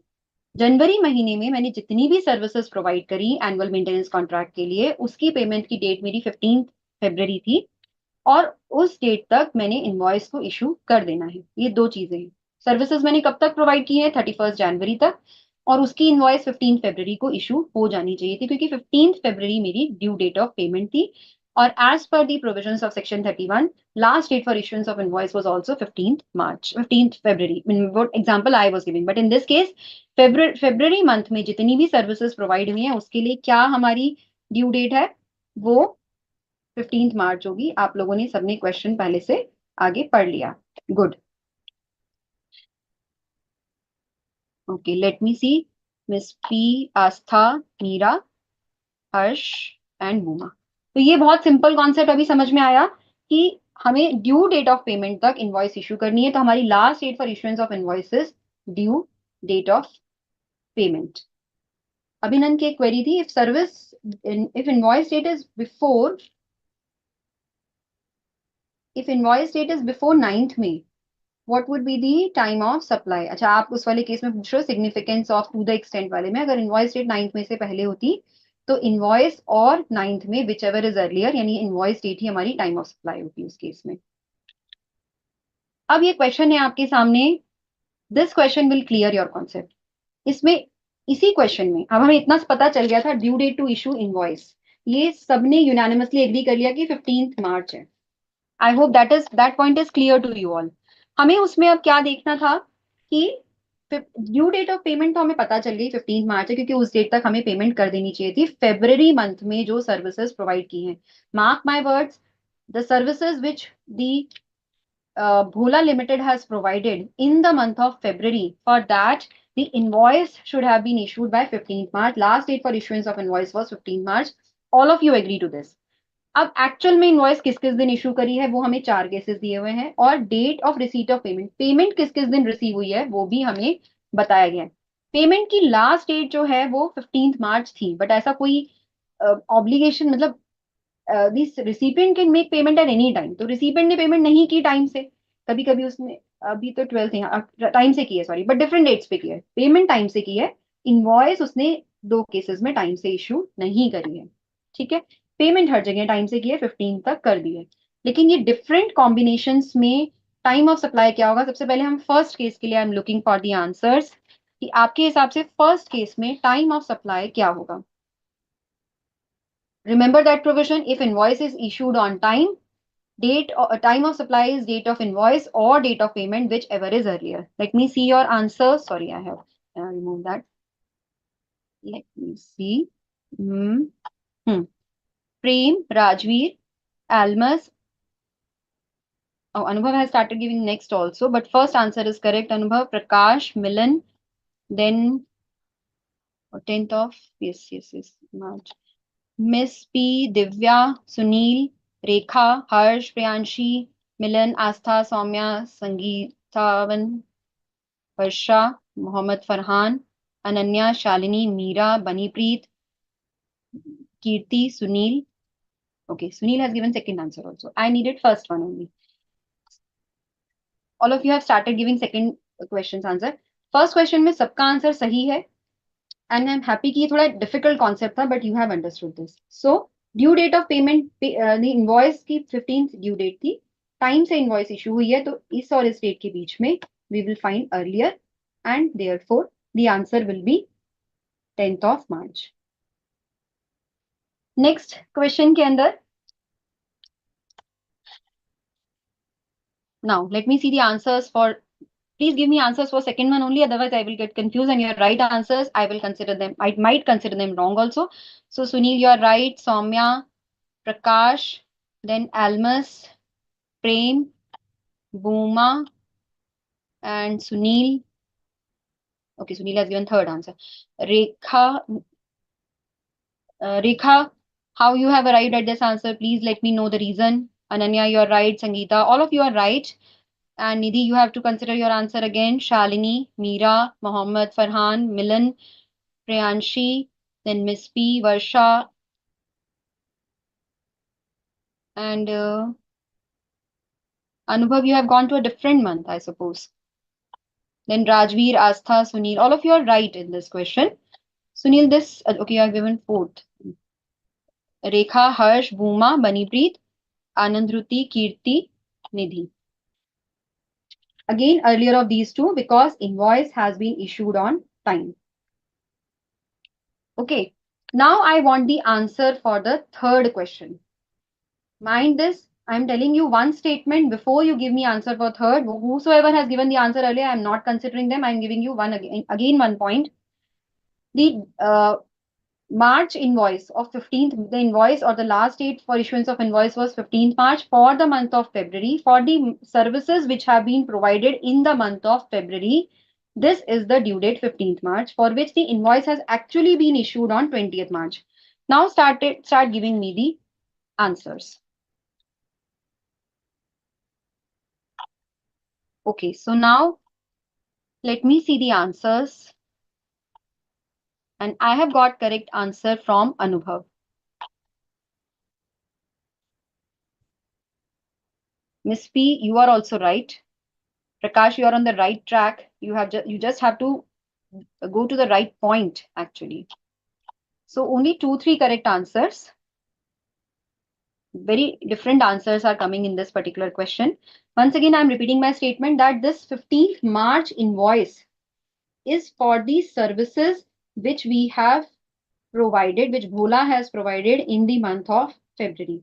So the services for the month of February, now let me give you a hint. The services for the month of February would have been completed. The date of provision of service for the month of February would have been completed on 28th of February. Because I want now all of you to come to the right answer. And you all of you need to understand the provision. Now you all have understood the point. Rekha, Almas, Prakash, Ananya, Rajveer, then Astha, Nidhi. So don't think if I have given 28, that would be the right answer. Don't assume that. I have given you a hint for the right answer.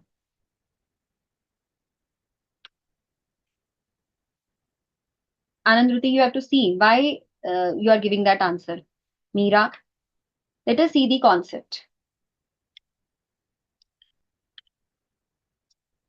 This is the date of provision of service in each of these services. I had not come to this slide because this would have given you a complete hint and you would have not committed that mistake which you are committing now and you would not have appreciated the point.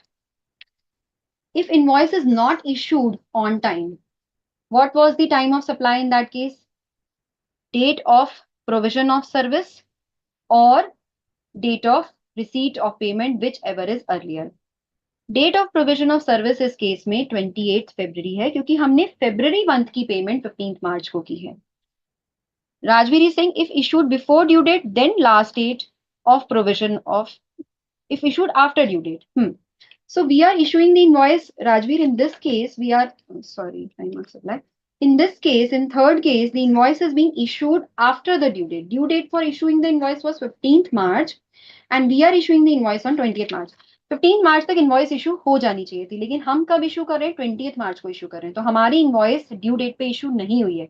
अगर invoice due date पे issue नहीं हुई इसका मतलब invoice time से issue नहीं हुई है. इनवॉइस टाइम से इशू नहीं होती तो हम कहाँ चले जाते हैं date of provision of service या डेट ऑफ जिसको हम कहते हैं कि डेट जिस दिन सर्विस कंप्लीट हुई है. तो फेब्रवरी मंथ की सर्विसेज 28 फरवरी को कंप्लीट हो गई होंगी यानी कि वो हमारी date of provision of service है. 28 फरवरी is the date of provision of service और इस केस में हमें ये वाले दोनों इवेंट्स देखने पड़ेंगे 28 मार्च और 28 फरवरी और 12th March which ever is earlier.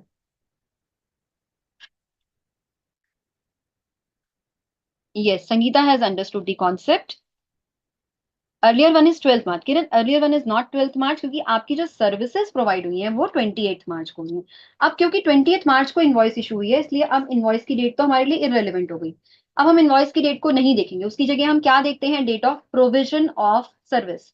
और date of provision of service क्या होगा इस केस में जिस दिन हमारी सर्विसेज कंप्लीट हुई हैं.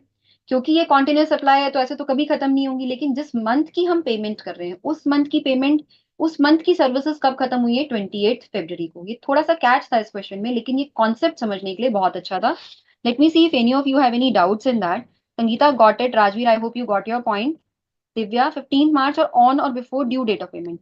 Divya, 15th March is the last date on which invoice should have been issued, but you have not issued the invoice on that date. That makes the invoice redundant for determining time of supply. अब आपको उसकी जगह कहाँ जाना है? Provision of service पे जाना है.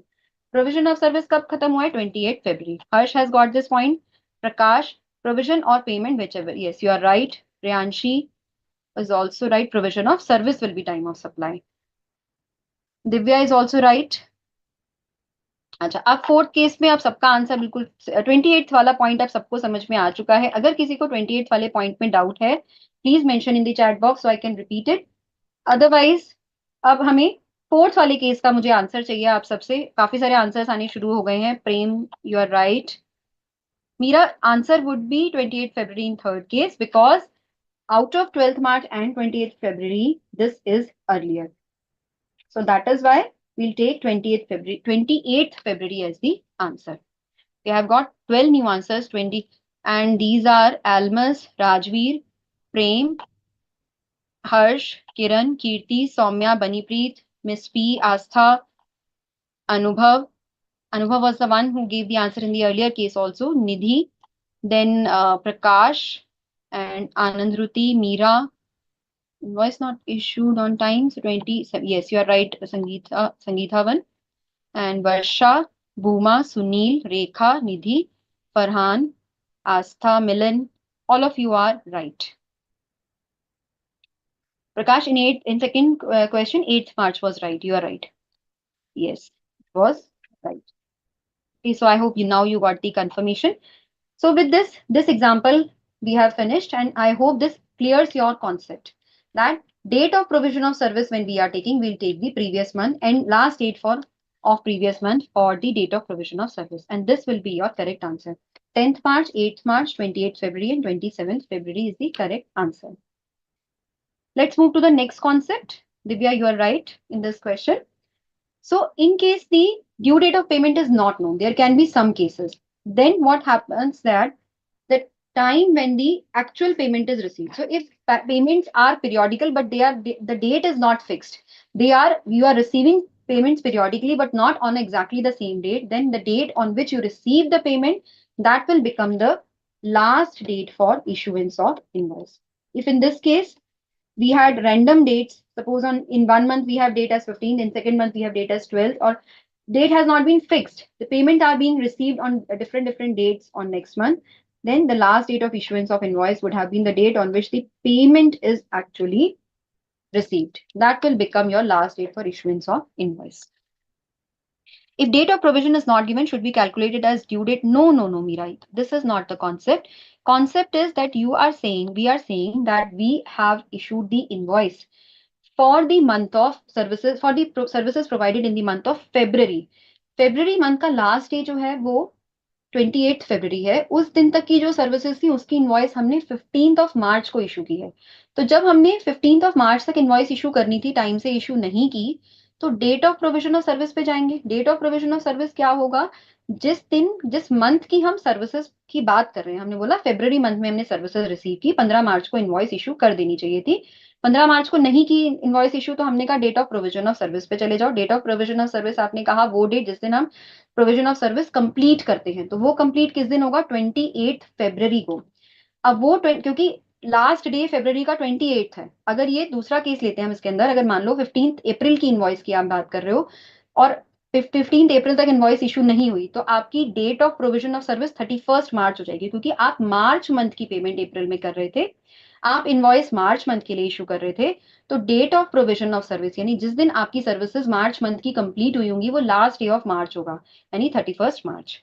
I hope that clears your doubt. So if date of provision is not given, you have to take the month for which you are providing the services, last date for it. Okay. Here it is 15 days from the end of the month is the date of making the payment, Meera, and the service, हाँ, date of making the payment is 15 days from the end of the month. तो services कब complete हो गई होंगी? जिस दिन आपका month complete हुआ, उस दिन तो आपकी उस मंथ की सर्विसेज खत्म हो गई. पेमेंट आपने 15 दिन बाद करी है आपके कॉन्ट्रैक्ट के हिसाब से, कहीं 7 दिन भी हो सकता है, कहीं 5 दिन भी हो सकता है. That can be a different contract. Let's come to the next concept. invoice in case of the continuous supply of services, third concept says when the payment is linked to completion of an event. अब आपकी payment date fix नहीं है कि हर महीने की 15 तारीख को करनी है आपको, मतलब नेक्स्ट मंथ की 15 तारीख को पेमेंट करनी है, ऐसा कुछ फिक्स नहीं है। आपको बोला गया आप ये इवेंट कंप्लीट करेंगे, पैसे ले लीजिए। चाहे आप 2 दिन के अंदर उस इवेंट को कंप्लीट कर दोगे, उस माइलस्टोन को अचीव कर लोगे, तो आपको इनवॉइस इशू करनी है। तो आपकी लास्ट डेट इशुएंस कब होगी? जब आप उस माइलस्टोन को अचीव कर लोगे, उस दिन तक आपको इनवॉइस इशू कर देनी है, उस माइलस्टोन को अचीव करने तक। So, for example, Bhola Constructions Limited enters into a contract with TVR Limited for providing construction services for a 5-floor office building.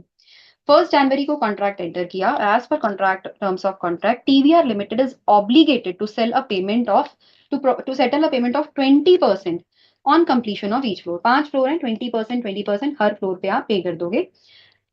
First floor जो है वो आपका कब कंप्लीट हो गया? 15 मार्च को। 15 मार्च को आपका फर्स्ट फ्लोर कंप्लीट हो गया, यानी आपका माइलस्टोन अचीव हो गया कि हाँ ठीक है, आपको 20% पेमेंट अब मिल सकती है। माइलस्टोन अचीव होते ही हमारा क्या होता है? When payment is linked to completion of an event, जिस दिन वो इवेंट कंप्लीट हो जाता है उस डेट तक आपको इनवॉइस इशू कर देनी है, यानी that is your last date for issuance of invoice. So in this case what would be the last date for issuance of invoice? Quickly tell me, what would be last date for issuance of invoice? Yes, all of you are right, absolutely right. Now I will quickly see your answers and we'll move to the concept because we have to cover a lot. Yes, so 15th March is the due date for issuance of the invoice, क्योंकि आपका milestone 15th मार्च को achieve हो रहा है, तो आपको 15 मार्च तक invoice issue कर देनी थी। अब ये एक्चुअल डेट ऑफ इनवॉइस आपको 4 केसेस में दी हुई है और आपको date of receipt of payment भी दिया हुआ है। Quickly tell me the answer for first one.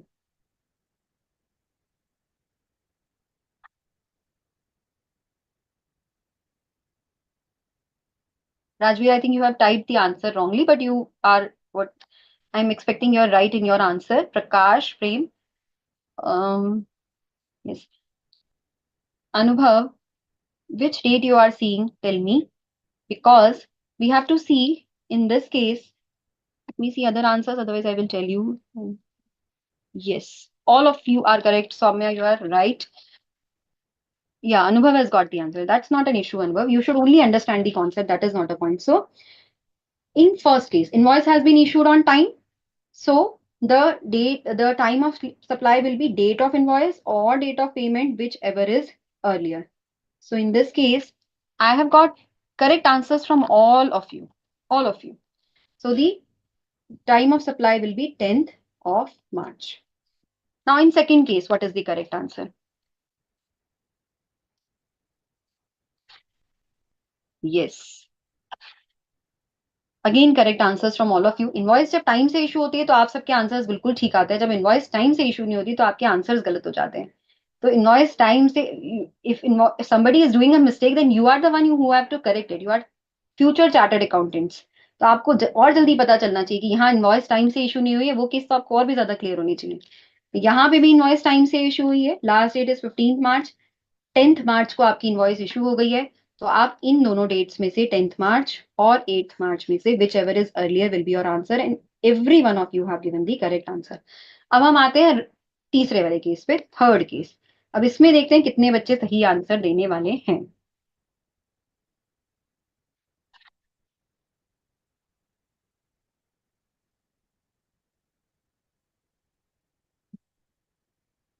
Just a hint I would give in this case so that थोड़ा जल्दी हम कवर कर सकें। Let us see whether the invoice is issued on time or not. 15th मार्च को invoice issue करनी थी, 20th मार्च को invoice issue हुई है, तो इनवॉइस टाइम से इशू हुई है या नहीं हुई है? यस, इनवॉइस टाइम से इशू नहीं हुई है। तो अब इस केस में आपका टाइम ऑफ सप्लाई क्या होता है? Date of provision of service और date of receipt of payment, whichever is earlier. Now let me see the answer in this case. Anubhav, check your answer. Maniprit, you are right. Priyanshi, right. Then Mohammed Farhan. Harsh, that does not become the answer. See, that applied in the last question. In this question, you have to see what is the date of provision of service. Rajveer, we have to see date of provision of service or date of receipt of payment, whichever is earlier. So Nidhi is right, Miss P, right, Rekha, Again, you are going back to previous question. No, previous question does not set a standard for the date of provision of service. Every question will have a different date of provision of service. Yes, sir. Prakash, you're right. Sir, invoice is not issued on time. So Almas is right. Then Kiran, again going to back to the previous question. Uh, Astha, you are right. Then Meera, again on the previous question. Rajveer, now you are right. So Prakash, you have to find out the date of provision. Mahalakshmi is right. Sunil, then Miss P is right. Miss P has given the reason also. Prem, you are also right.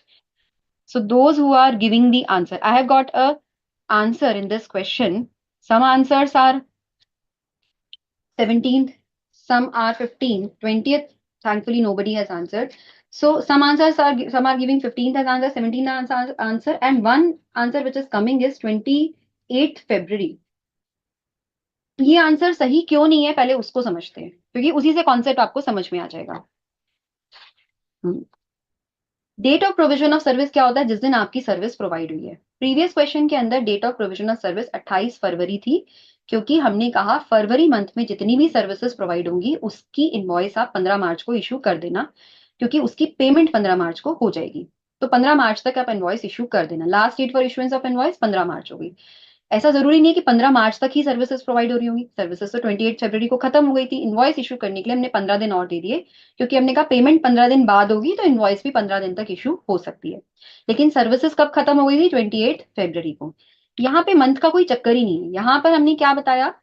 20% payment हमारी due हो जाएगी जब हमारा first floor बन के ready हो जाएगा. और फर्स्ट फ्लोर कब बना? 15 मार्च को. ये जो स्टेटमेंट है ना, आप अगर सिंपल इंग्लिश की तरह भी पढ़ोगे, first floor of the building is completed, उस दिन हम ये मान लेंगे कि जब फर्स्ट फ्लोर कंप्लीट हो गया तो फर्स्ट फ्लोर की कंस्ट्रक्शन सर्विसेज भी कंप्लीट हो गई.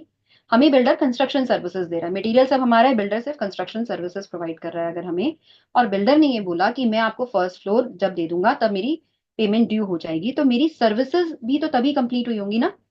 इसीलिए 15 March is our date of completion और date of provision of service. हमारी जो सर्विसेज हैं वो कब कंप्लीट हो जाएंगी? Date of completion of services will be when our first floor is ready, our milestone has been achieved. Different case में different provision of service की date होगी. Yes, now all of you have got that it is 15th March. Anybody has doubt in this 15th March date? Please let me know. Anubhav, you got it now? Good. Sangeeta one not didn't get it. Sangeeta one, see. आपके दो different contract है. एक contract में क्या था कि मेरे annual maintenance contract है, मैंने बोला फेब्रुवरी की services. Okay, you now you got it. So let me not again explain it to you because we have to cover a lot of concepts. Fourth question में फटाफट से quickly give me the answer. चलो, now everyone is correct. 12th March is the answer. Good to see that. Because we have to take earlier of these two. Earlier of these two dates would be your time of supply. So in this case, everything is, all answers are correct. Yeah, it's already 4:10.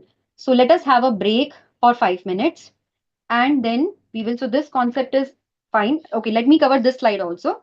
After that, we will have the time of supply and the reverse charge. So let us see complete forward charge. Then I will give you a break for 5 minutes and then we'll resume. And please let me know if you need a longer break. Okay, it's 4:30. Okay, my watch actually is not working. Okay, it's 4:30. So I will give you a break for 5 minutes. If you need a longer break, please let me know. We have a lot to cover. That is why I am requesting for a smaller break.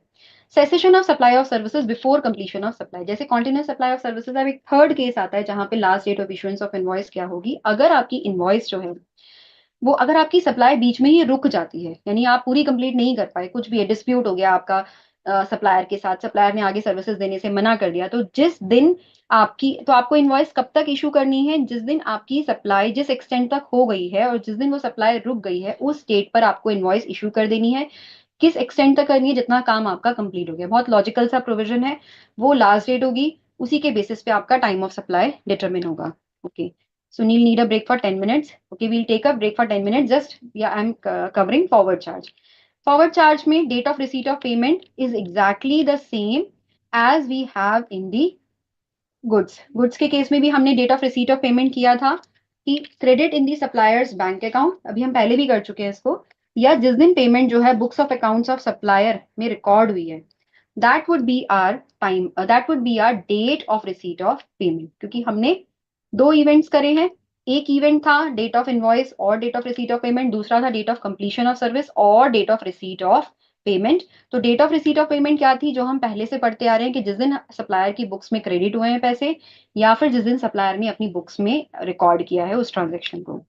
तो हमारा जो time of supply है, जब with in time limit की हम बात करते हैं, तो इनवॉइस या बैंक अकाउंट या बुक्स ऑफ अकाउंट्स की बात करते हैं. Okay Sangeeta one, I am explaining in English.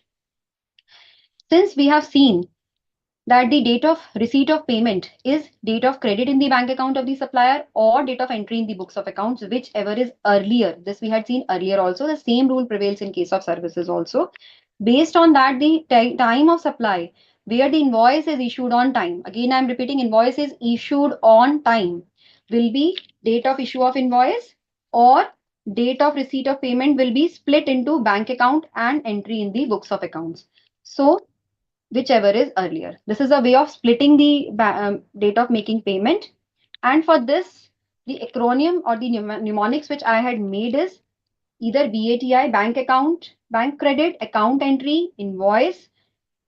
This will apply in case of the time limit compliant invoice. If your invoice is being issued on the time, then either of these acronym you can use. I will be sharing these PPTs day before yesterday, the class which had held their PPT, and its PPT is not yet uploaded. Complete PPT I will give you tomorrow, and they will be uploaded. Okay. In case the invoice is not issued on time, then it will be replaced with date of provision of service. Instead of invoice, provision of service will be there. For date of receipt of payment, this will be bank account or accounts entry in the books of accounts. So therefore, the time of supply in case when the invoice is not issued on time will become bank credit, accounts entry, service provision date instead of invoice issue date. And this will prevail when your invoice is non-compliant with time limit. So invoice is not issued on time, then this provision will apply. For this, we have the acronym as bank credit, accounts entry, then we have service provision, and then we have invoice not compliant with the time limit. BASPIN is the acronym which I have made. You can make any other acronym. If you feel during the break, if something strikes you, you can share with me after the break. And in case of the forward charge, if it is not possible to determine time of supply under any of the above provisions, then the date on which the recipient shows the records it in the books of accounts. जिस दिन आपका recipient ये show करता है कि मैंने अपनी books of accounts में ये services show करता है कि receive कर ली हैं, that will become your time of supply. अगर any of the above elements parameters are not determinable, the date of provision of service, date of invoice, then that is the date of recording of services in the books of accounts. Okay. With this, we come to an end of the time of supply under forward charge. This only provision is left. After that, we'll come to the time of supply under reverse charge. So we are taking a break for 10 minutes. After 10 minutes, we'll meet and then we'll cover rest of the provisions. And please let me know in the break in the chat box if you are okay if we extend the class by 15-20 minutes, because I know you have a class at 6 o'clock. Otherwise, see, I don't want to cover the provisions in a hurry and so that you don't memorize them or you don't understand them. We can have a small class afterwards covering rest of the provisions, but tell me till what time we can extend the class. Okay. So we are taking a break for 10 minutes, and please tell me what is your status. How do you want the class, whether to extend it or you want a separate class for 1 hour or so? Please let me know in the break. Please put the break, Divya.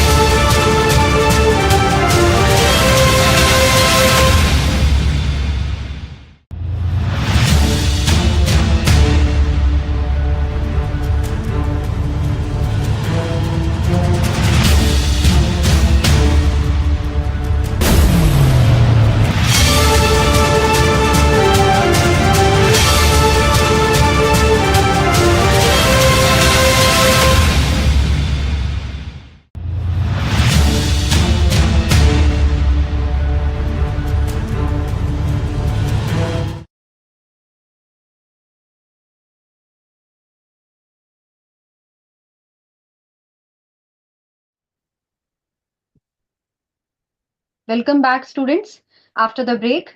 So now we'll resume with the topic which we were covering. And all of you in the break have given me in the chat box and message that you are comfortable. In fact, Shivani Pal had said that separate class for next lecture, so not to be extended. Students themselves have informed me that the next class has been cancelled. Yes, but Anubhav is saying ज़्यादा extend मत कीजिएगा. नहीं तो he will not be able to bear that so much. Because he will not be able to store that much of information. So we'll see to the extent you are able to take the concepts, to that extent only I will cover the concept. Don't worry. I will not extend that much. Agar lagega, we'll have a separate class. So this was what we were covering, that in case the time of supply, yes. So if in case the time of supply under forward charge, you're not able to determine with the parameters which we had just discussed, if they are not determinable, then बहुत simple सा होता है कि जिस दिन आपने अपनी books of accounts में सप्लायर ने recipient in which the recipient shows the receipt of accounts. In fact, this is actually not the correct provision. Let me tell you the correct provision which is there after the after covering the other concept.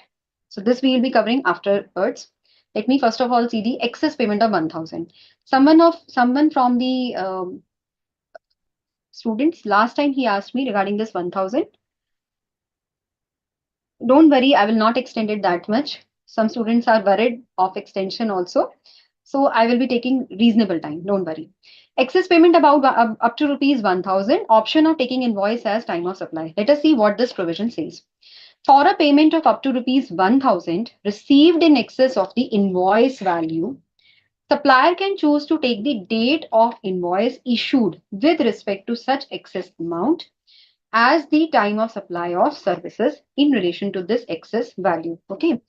अगर आपको invoice value से ज्यादा payment receive हो जाती है, then supplier has this option, क्योंकि अभी आपने time of supply of services के केस में किया है कि अगर आपका पेमेंट जो है पहले रिसीव हो जाता है, then that becomes your time of supply. Payment or invoice date, whichever is earlier, is your time. So for excess payment, your invoice, though it has not been issued, क्योंकि invoice value आपकी कम थी, payment ज़्यादा receive हो गई, तो whatever payment has been received in excess, that will become your excess payment received, that will become your advance for the next month because it will be adjusted in the next month. ये generally continuous supply of services के case में ही होता है, as I had told you about the goods also.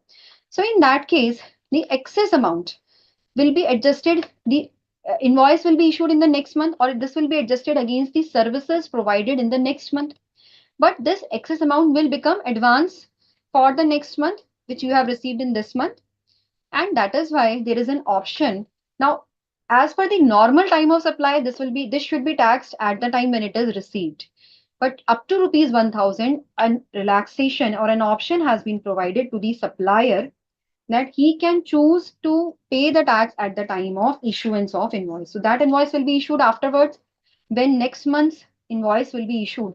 At that point of time, he can pay tax on this excess amount, which has to be adjusted against next month's services. Okay. Nidhi, I will tell you our answer in the uh, time which we will get. Hmm. Hmm. So we have taken an example for this. Read this example and I will then discuss this excess 1000 provision.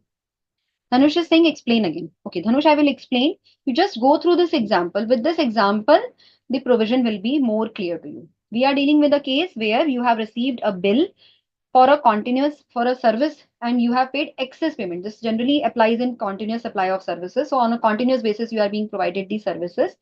You are providing and you have made an excess payment. Recipient has made an excess payment, but only up to rupees 1000. Bill आपका 1000 रुपए का था, 1100 रुपए पे हो गए. आपका bill 500 रुपए का था, 600 रुपए पे कर दिया, या 1980 रुपीज का बिल था, आपने 2000 रुपीज जनरली राउंड ऑफ करके जैसे आपने पेमेंट कर दी. अगर आपने थोड़ी सी एक्स्ट्रा पेमेंट की है तो उसका time of supply access payment का किस तरह से निकलेगा, that is the point in discussion. So go through the example which is there on your screen.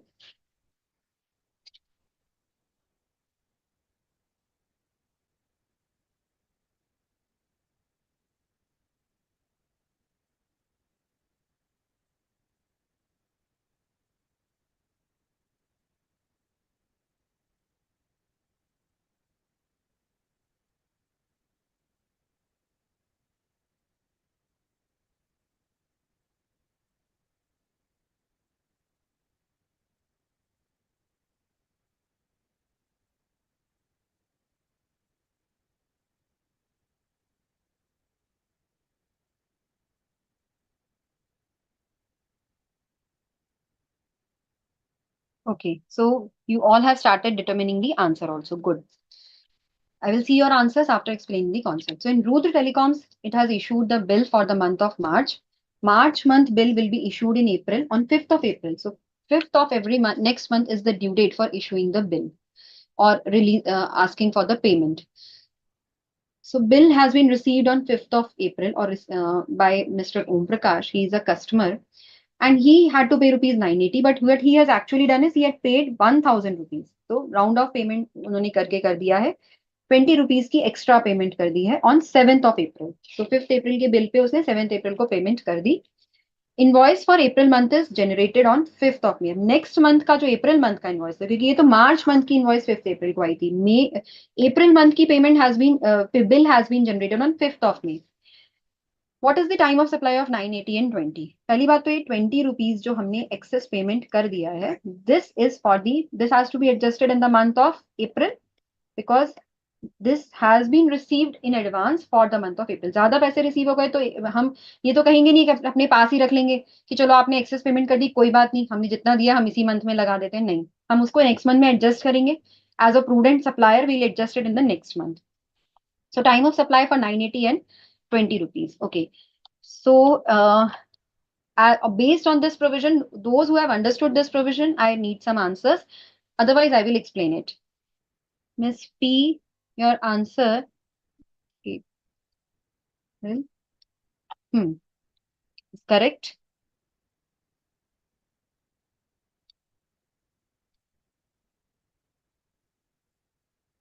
Bring your answer for 20 rupees is correct. And for 980, you have to see it. Rajveer, your answer is right. For rupees 20, you are already Astha. Then Divya also has to see.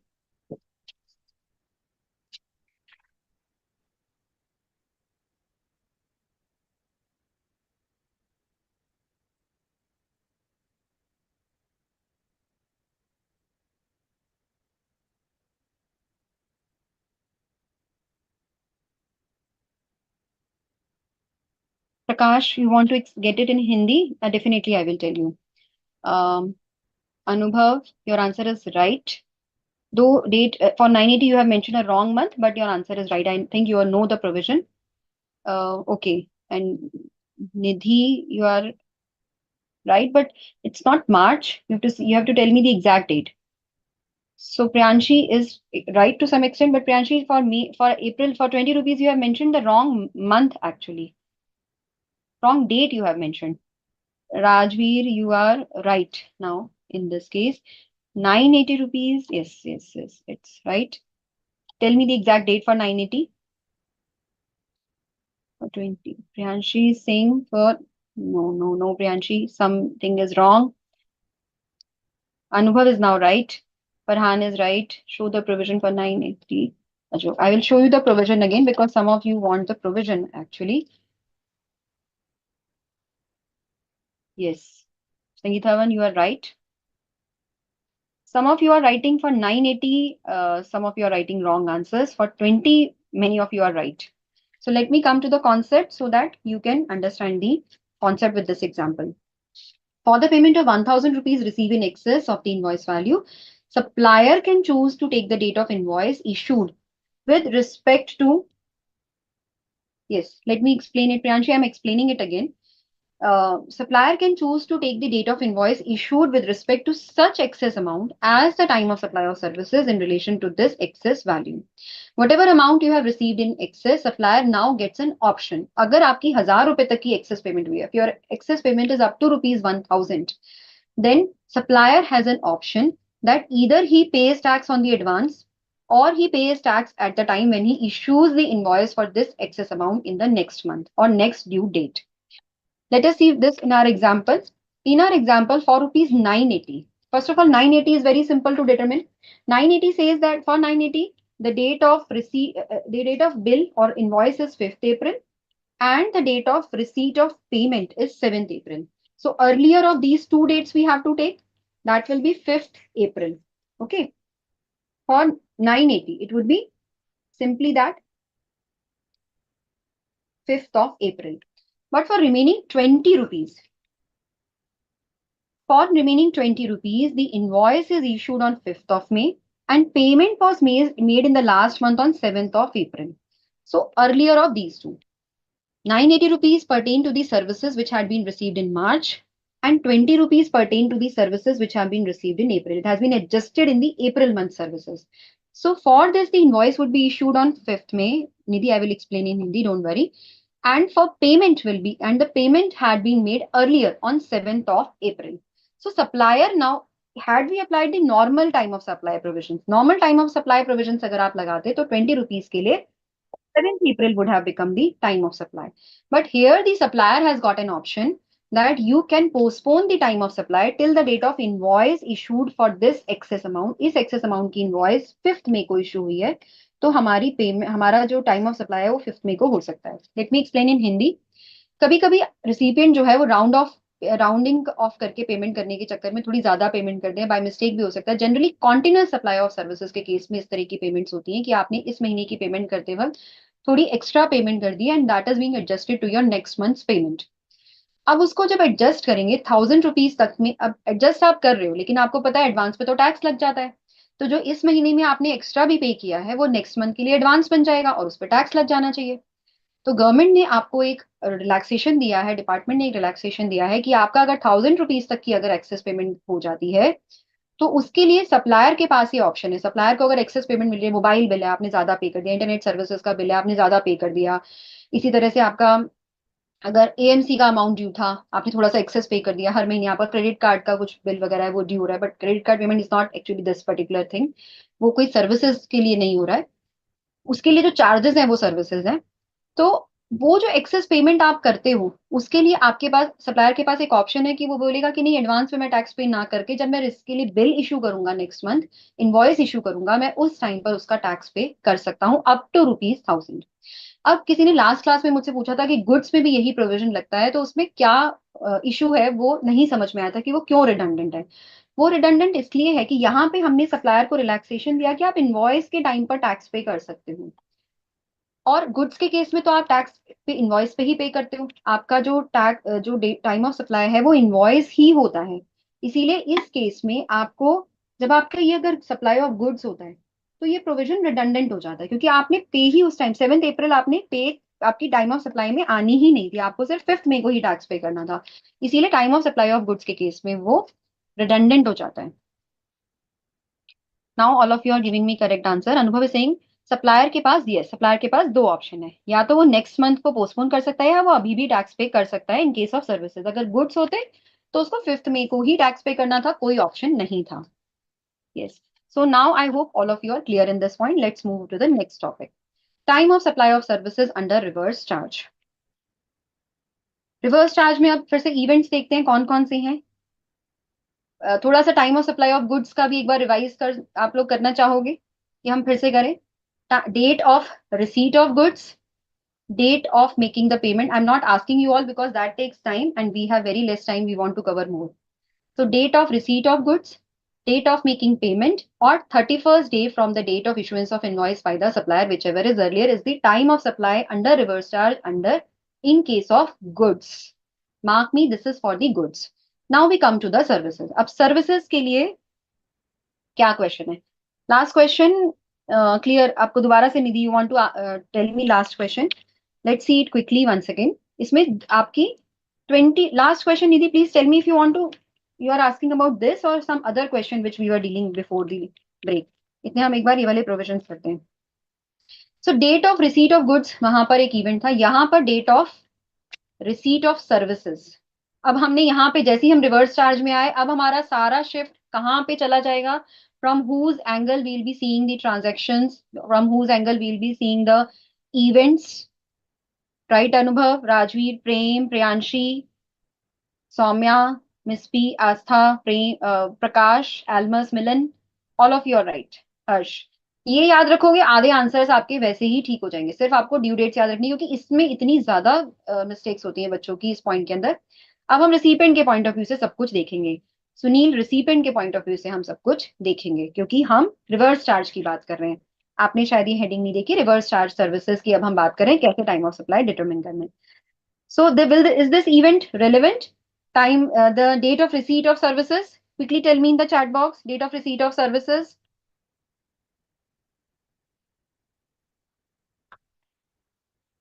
Yes, this was the answer which I was expecting from all of you. लेकिन ये event relevant नहीं है. You have thought logically कि जैसे goods में date of receipt of goods relevant होता है तो सर्विसेज में भी होना चाहिए. ये आपको याद रखना है. Date of receipt of services is not relevant. Okay. Next, date of making payment. Yes, this is relevant. Here you are right. तो पीछे वाला पॉइंट आपको याद रखना है. Date of receipt of services is not relevant for reverse charge. Forward charge में बहुत important था, रिवर्स चार्ज में उसकी जरूरत नहीं पड़ेगी. Please mark this in your mind. Please memorise this point. Services के केस में रिवर्स चार्ज में आपको date of receipt of services की is not one of the events, but हाँ, date of making payment is relevant. Next is invoice date. Invoice issued by supplier. Invoice supplier issue करता है normal cases में. Reverse charge में भी हर normal case में supplier ही invoice issue करता है. उसका एक डिफरेंट एस्पेक्ट अभी हम देखेंगे. You are right, this is also relevant. In fact यहाँ तो हमने इतना एक्सप्लेन किया हुआ है 61st डे और ये दो आपके मंथ्स भी पूरे पूरे लिए हैं. So it explains that this is also relevant. Now let us see what is the time of supply. This is the time of supply under reverse charge. अब ये थोड़ा गुड्स से थोड़ा इजी है बिकॉज यहाँ पे कम इवेंट्स आपको देखने हैं. जितना कम इवेंट्स देखने होता है उतना आपको इजी लगता है. तो अगर आप ध्यान से देखो तो ये ऑलमोस्ट सिमिलर टू गुड्स है. डेट ऑफ मेकिंग पेमेंट वहां पे भी था. Date immediately following 60 days from the date of issue of invoice or document by whatever name called. यहाँ डेबिट नोट वगैरह सब कवर हो जाता है. by the supplier. यहाँ पे इस वर्ड की रेलेवेंस और भी ज्यादा है. अभी हम इसको समझेंगे क्यों. इनवॉइस हमेशा सप्लायर इशू करता है, बट किसी किसी केस में रेसिपिएंट को रिवर्स चार्ज में इनवॉइस इशू करनी पड़ती है. This we will see later on. Invoice is always issued by the supplier, but in certain cases under reverse charge, recipient also issues invoice, but we will do it. We will see it later on. For the timing, you have to see जो supplier ने invoice issue की है उसके 61st day का आप एक event लोगे. So one event is date of making payment, another is 61st day from making for issue of invoice. यानी आप पूरे पूरे 2 months लोगे. One is 30 days, one is 31 days, and that will be 61st day from the date of issue of invoice. These are the two events, whichever is earlier. फिर date of making payment क्या है? Let us once again see this because some of you might not have be able to retain it. Date of making payment or 61st day from the date of issue of invoice by supplier. This is the time of supply under reverse charge in case of services. Goods के case में 31 था, services के case में 61 है. अब date of making the payment क्या है? Date of making the payment is exactly the same as it was there in goods. फिर से एक बार हम सारे इवेंट्स देख लेते हैं. Date of issuance of cheque इसमें भी रेलिवेंट नहीं होगा. Date of debit in the recipient's bank account इसमें रेलिवेंट होगा. गुड अनुभव. Date on which payment is entered in the books of accounts of recipient. Anubhav, Rajveer, Prem, all of you are right. Soumya, Prakash, ये इसमें relevant होगा. Prem, Bhuma, that will also be relevant. So it will be same as it is there in the case of goods. Date of debit, क्योंकि recipient के account से पैसे debit होंगे. Supplier को पैसे मिलेंगे इसलिए वहां क्रेडिट वर्ड यूज होता था. रिसिपिएंट को पैसे डेबिट होते हैं. रिसिपिएंट ने पैसे पे करने हैं तो उसके अकाउंट से डेबिट होते हैं. तो date of debit in recipient's bank account or date on which the recipient is entering in its books of account. ये तो हमें पक्का पता है क्योंकि इसमें हमें कंफ्यूजन क्यों नहीं होती, क्योंकि हमें ये बात अच्छे से पता है when we are determining the time of supply for services or for reverse charge, हमें recipient की ही सब चीजें देखनी है, सिर्फ एक इनवॉइस छोड़ के. लेकिन अब हम सर्विसेज में एक जगह पे थोड़ा चेंज भी करेंगे, but we will see it later on. तो इन दोनों में से जो भी पहले होगा that will be your date of making payment. जिस दिन आपके पैसे बैंक से कट गए हैं या जिस दिन आपने अपनी बुक्स ऑफ अकाउंट्स में रिकॉर्ड कर लिया कि आप ये पेमेंट कर रहे हो, उस दिन आपका डेट ऑफ मेकिंग पेमेंट हो जाएगा. अब इसको अगर हम अपने इस प्रोविजन के अंदर अप्लाई करते हैं जो अभी हमने किया था पीछे वाला प्रोविजन कि डेट ऑफ मेकिंग पेमेंट और 61st day from the date of invoice, तो वो प्रोविजन क्या बन जाएगा हम उसको एक बार देखते हैं. ठीक है. 61st day from the issue of invoice by the supplier, date of debit in the recipient's bank account, and date of recording in the books of accounts of the recipient, whichever is earlier. हमने date of making payment की जगह पे यहाँ पे date of making payment को break करके लिख दिया है. ठीक है. अब आप इसको याद करने के लिए और क्या कर सकते हो? This is the mnemonics which I have framed. This is bias. That is B stands for bank debit, E stands for accounts entry, and I and S stands for invoice issue date 61, invoice issue 61 days. So I stands for invoice, S stands for 61. There it was T, that is 31 days, but here it is 61 days. And there we had the goods received also. So there we had the acronym as grab it. Here we have it as bias. ये एक याद करने का तरीका है, लेकिन आप इसको अगर वैसे भी याद रख सकते हो, that date of making payment or 61 days from the date of invoice, whichever is earlier, that is also a way. Yes. Actually, I have kept I and S Anubhav together to tell you invoice date is 61 days.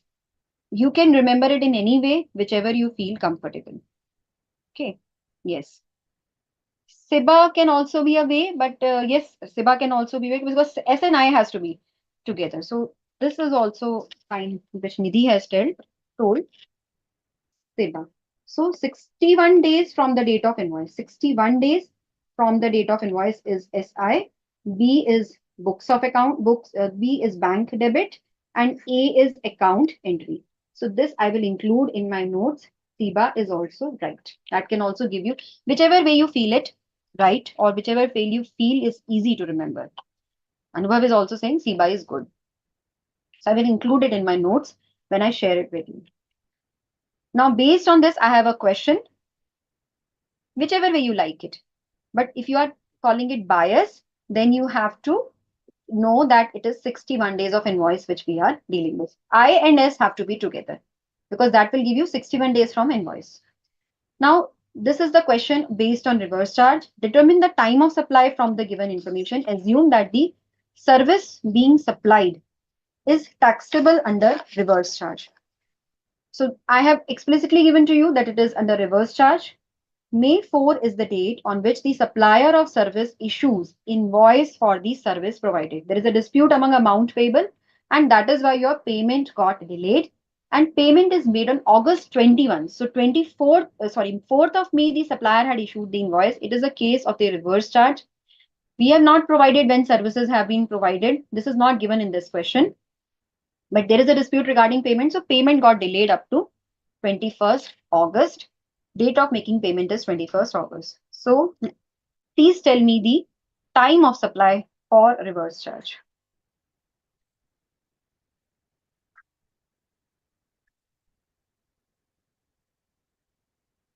So I have started getting the answers also for this. Prem, you are right. Harsh, you have not mentioned the date actually. Maybe you have missed it. Miss P, you are right. Nidhi, right. Farhan, you are also right. Priyanshi. In fact, it's good to see that 61 days, everybody is calculating perfectly. Priyanshi just once again compute the 61 days time. Harsh, Rekha, Rajvi, tell me the date. Rekha, there is an issue in your answer. Just once again confirm it.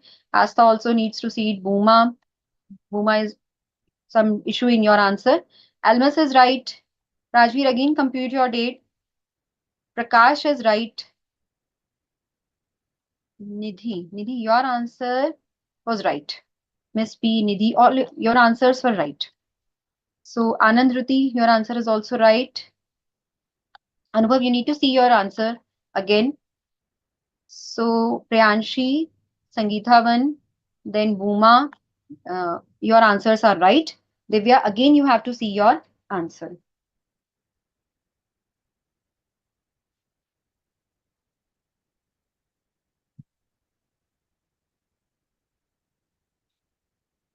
Okay.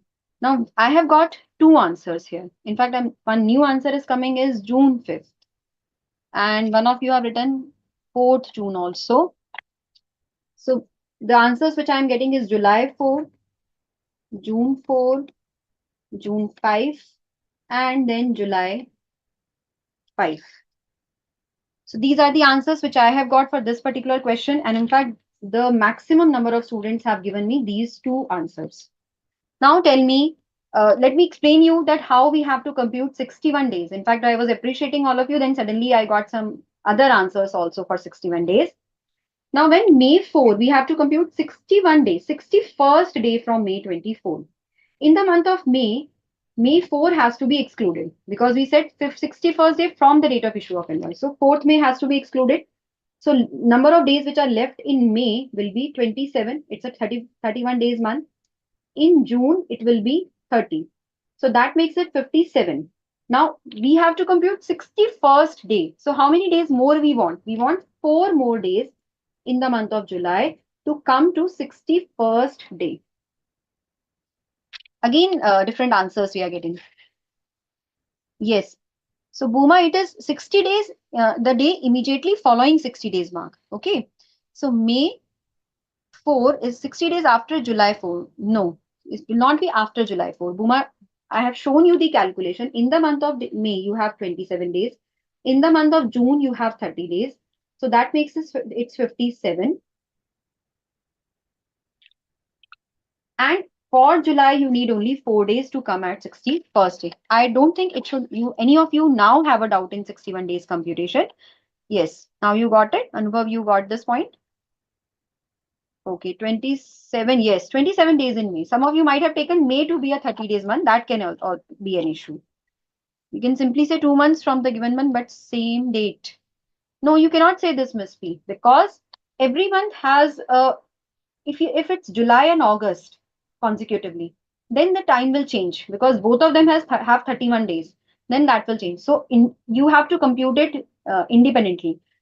Consecutively, which you are trying to compute, the method which you are trying to apply, that will apply in calendar month concept, that will be perfectly fine. But when you have to compute 60 days, 30 days, 31, 61, you have to compute it individually for every month because we have consecutive months which have 31 days for 2 months. January and December are there, July and August are there, so you have to compute it separately. Got it? Okay. 30 assume करके compute कर रहा था. अच्छा, that is why अनुभव you got it wrong. I could see that ये जून वाले जो options हैं ये 31st date से आए हैं. So this is the point which you have to know, that July 4 or August 21, whichever is earlier, and that will be July 4. Let's move to the next question. Again, we have taken the same date of issue of invoice. Please mark the answer.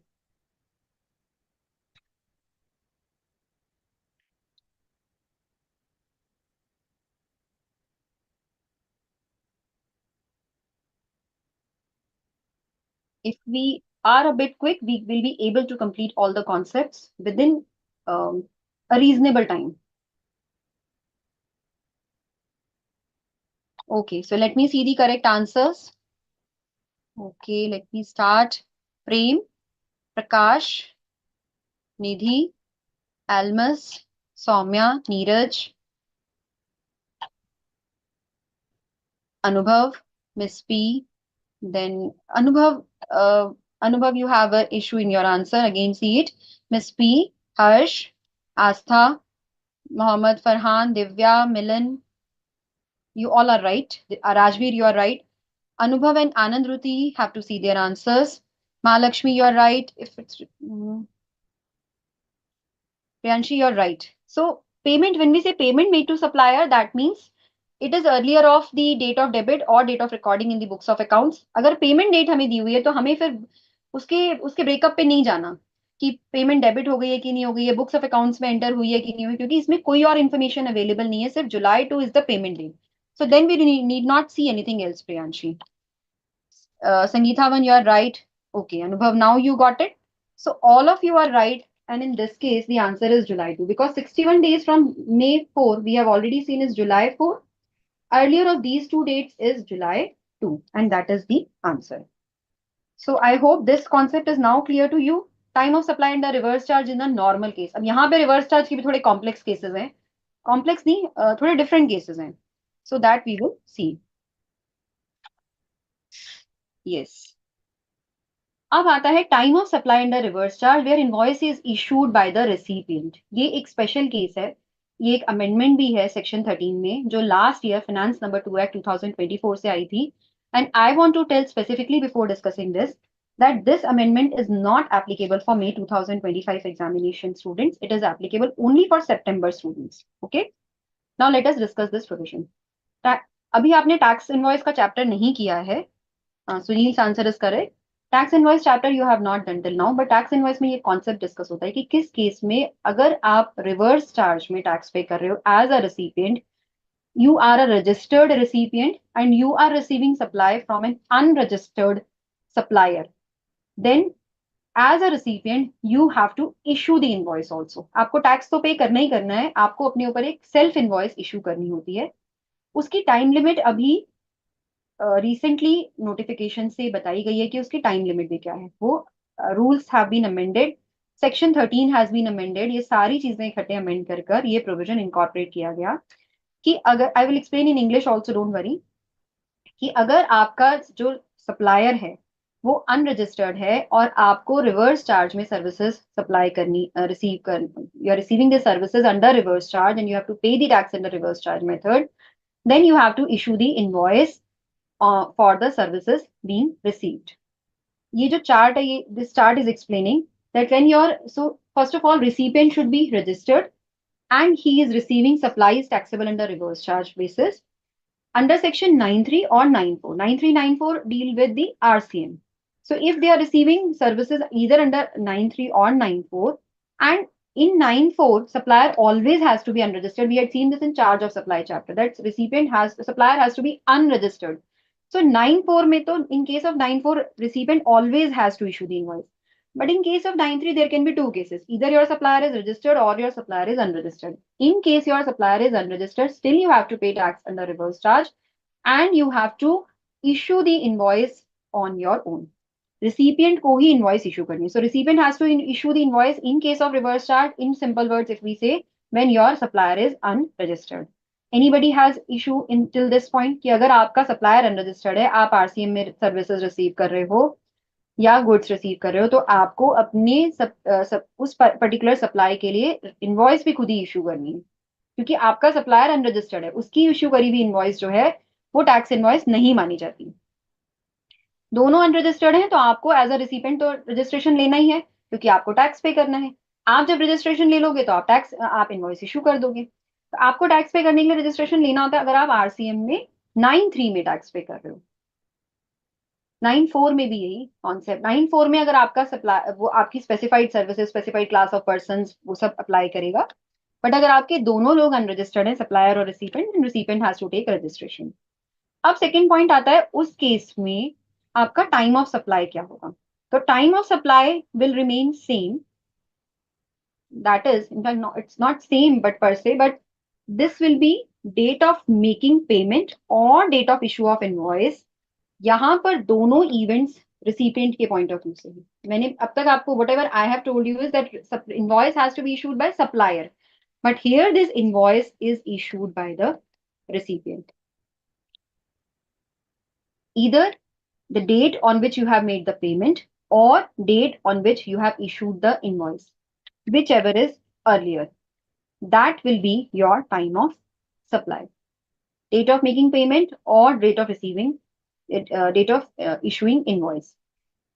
जो हमारा normal reverse charge provision है वो क्या कहता है, date of making payment, वो तो ठीक है, यहाँ पर हम 61 डेज की बात करते हैं, ठीक है। But here this will not apply in case where the recipient is issuing invoice. अगर रिसिपिएंट खुद इनवॉइस इशू कर रहा है तो 61 डेज वाला पॉइंट नहीं आता। जिस दिन उसने इनवॉइस इशू करी है उसी दिन उसका टाइम ऑफ सप्लाई अराइज हो जाएगा। अब एक point amendment which has been made is कि ये जो सेल्फ इनवॉइस है, जब आपको एज अ रिसिपिएंट आरसीएम में इनवॉइस इशू करनी है, तो वो सेल्फ इनवॉइस कब आपको इशू करनी है, कितने टाइम तक, लास्ट डेट क्या होगी, क्योंकि उसकी लास्ट डेट अभी तक हमने नहीं करी है। हमने सिर्फ सप्लायर के एंगल से लास्ट डेट अभी तक पढ़ी थी, जो कि हमने फॉरवर्ड चार्ज में पढ़ी थी। रिसिपिएंट के लिए भी लास्ट डेट कुछ होगी, ऐसा तो है नहीं कि इंडेफिनिटली आप इनवॉइस इशू कर सकते हो। There would be some last date for issuance of invoice by the recipient when he has to issue invoice under reverse charge for his supplier, because his supplier is unregistered, he is issuing the invoice. Last date is 30 days from the date of receipt of supply. So 30 days from which you have received the supply, you have to issue the invoice, and your date of invoice or date of making payment will be your time of supply. So I hope this point is clear to you all. Sangeeta one is saying, when recipient also unregistered, yes, I told Sangeeta, Prakash has also asked the same query, that if recipient is also unregistered, then recipient has to take the registration first, then he can issue the invoice. Why this invoice issuing provision has these let me tell you. This invoice issue provision says where recipient is registered. Why? Because for issuing tax invoice, you have to be a registered person. So when recipient is registered and his supplier is unregistered, he will issue invoice on his own. If he is unregistered, he has to obtain registration to pay tax under section 9.3 and 9.4. And then he will be paying the tax on earlier of these two. That means he will be liable to pay tax on earlier of these two, date of making payment or date of issuing invoice, whichever is earlier. And both these events pertain to recipient. यहाँ पर ये difference है कि दोनों events हमें recipient के angle से देखने हैं क्योंकि पेमेंट भी रिसिपिएंट करेगा इनवॉइस भी रिसिपिएंट इशू करेगा रिसिपिएंट को कब तक इनवॉइस इशू करनी है 30 days from the date of supply of from the date of receipt of supply so I hope this point gets clear हाँ विच एवर इज अर्लियर है अनुभव इसमें मैंने उसे हटा दिया था क्योंकि ये जो बॉक्स है एक्चुअली हमारे इवेंट को छुपा रहा था इस वजह से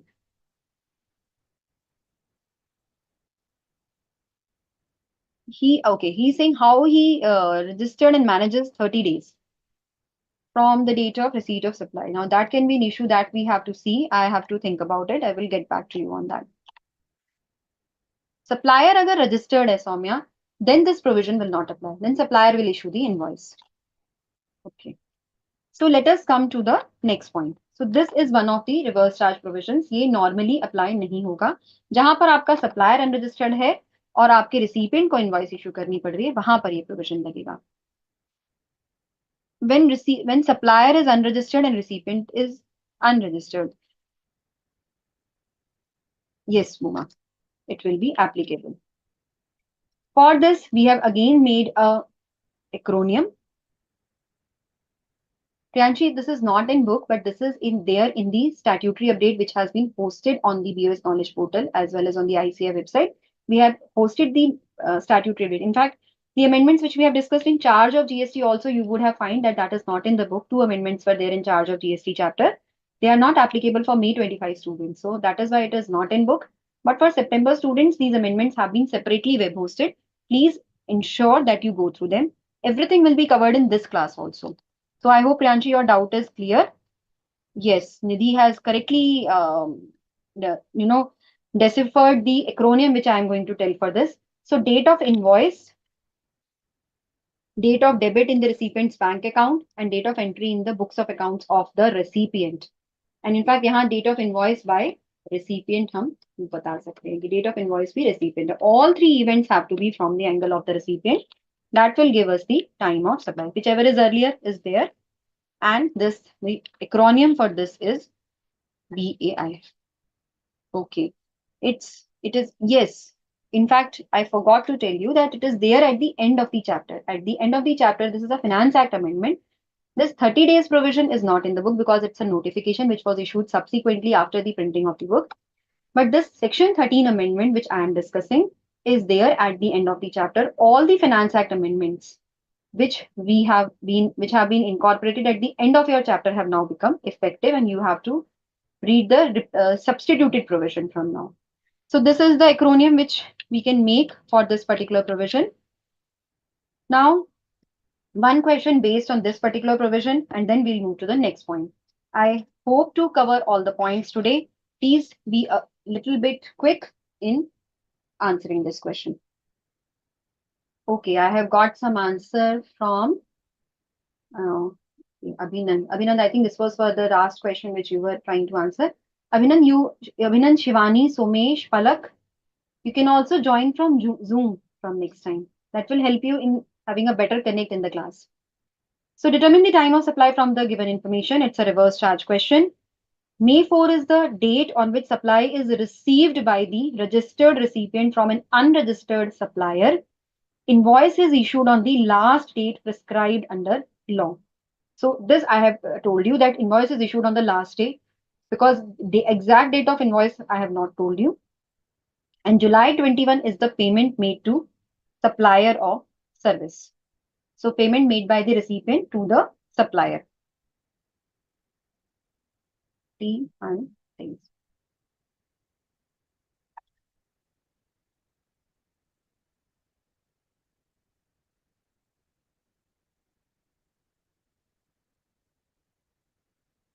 Okay, let us see the answers. So, Miss P, remember here we will once again go to the provision that invoice has to be issued within 30 days from the date of receipt of supply. That will be a 30 days period. Okay. Okay, I got to some other point. So I've got lot many answers, and the correct answer is given by Nidhi, then Bhuma, and Almas, Prakash, Anandruti, and then Mahalakshmi, Anubhav, and yes, Anubhav, you have given the right answer. Let us see why other answers are wrong. May 4 is the date on which the supply has been received by the recipient. And we have seen that he has to issue invoice within 30 days. He has issued invoice on the last day. Now, last day will be in May, we would be having 27 days and we have to take 30 days. So, 3 days of June we have to take to make it 30. So, one event is June 3 and another event is June 21, whichever is earlier. That gives us the answer as June 3. Yes, Bhuma, you are right. You have given me the reason also. That is good. You mentioned the reason also. So that shows your understanding of the provision. So I hope this point is now clear to you. Date of invoice or date of making the payment, but invoice has to be issued within 30 days from the date of receiving the supply. Now, Soumya has also got this point. So let us move to the next point quickly. In case you are not able to determine the time of supply with above parameters, you're not able to determine any of the above parameters, then the time of supply will be the date of entry in the books of accounts of the recipient of supply, date on which recipient has entered in his books of accounts. Same provision applies for forward charge also, that if you're not able to determine the time of supply through above parameters, date of entry in the books of accounts of the recipient will be your time of supply.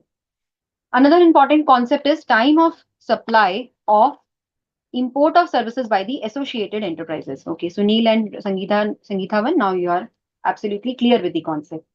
Time of supply in case of import of services by associated enterprises. Now, associated enterprises, as what is an associated enterprises? Its exact definition is there under the Income Tax Act and it has been discussed at the final level in your syllabi. But just to give you an idea that when we have establishment in India, a company in India, and another business is there outside India, then both these business are associated enterprises, provided they fulfill. There are 13 clauses which are given under the Income Tax Act definition of the associated enterprises, which provides that yes, these particular enterprises are associated enterprises. But you have to go by the exact word itself that these two enterprises should be associated with each other. Holding subsidiary company can be an associated enterprises. That means they should have some influence over each other, and that is why generally the transactions between them are not accepted under the Income Tax Act as the arm length transaction. They generally influence the pricing also because they have some connection with each other. So that is why their price is sometimes affected. We have special provisions for time supply because generally since they are related enterprises, they are number of transactions are going between them. They generally don't make payment to each other. We know that under reverse charge and uh, before reverse charge, let me tell you first. In case of import of services, you know that the tax is payable under the reverse charge and it has to be paid by the recipient which is located in India. So if this is an enterprise outside India and one enterprise is located in India, so this business is actually going to pay the tax under RCM. Now when RCM applies, we know that the general provision says date of making the payment or 61 days from the issue of the invoice. Now generally what happens in case of the associated enterprises, generally the invoice, either invoice is not there or payment is not made, just an entry in the books of accounts sometimes they adjust it by the entry and they don't pay the tax. In order to capture such transactions, special provisions, separate provisions have been provided under the GST law for determining the time of supply. In case of the associated enterprises, the services imported from an associated enterprise located outside India by an enterprise in India, the provisions are date of payment of service. This is same.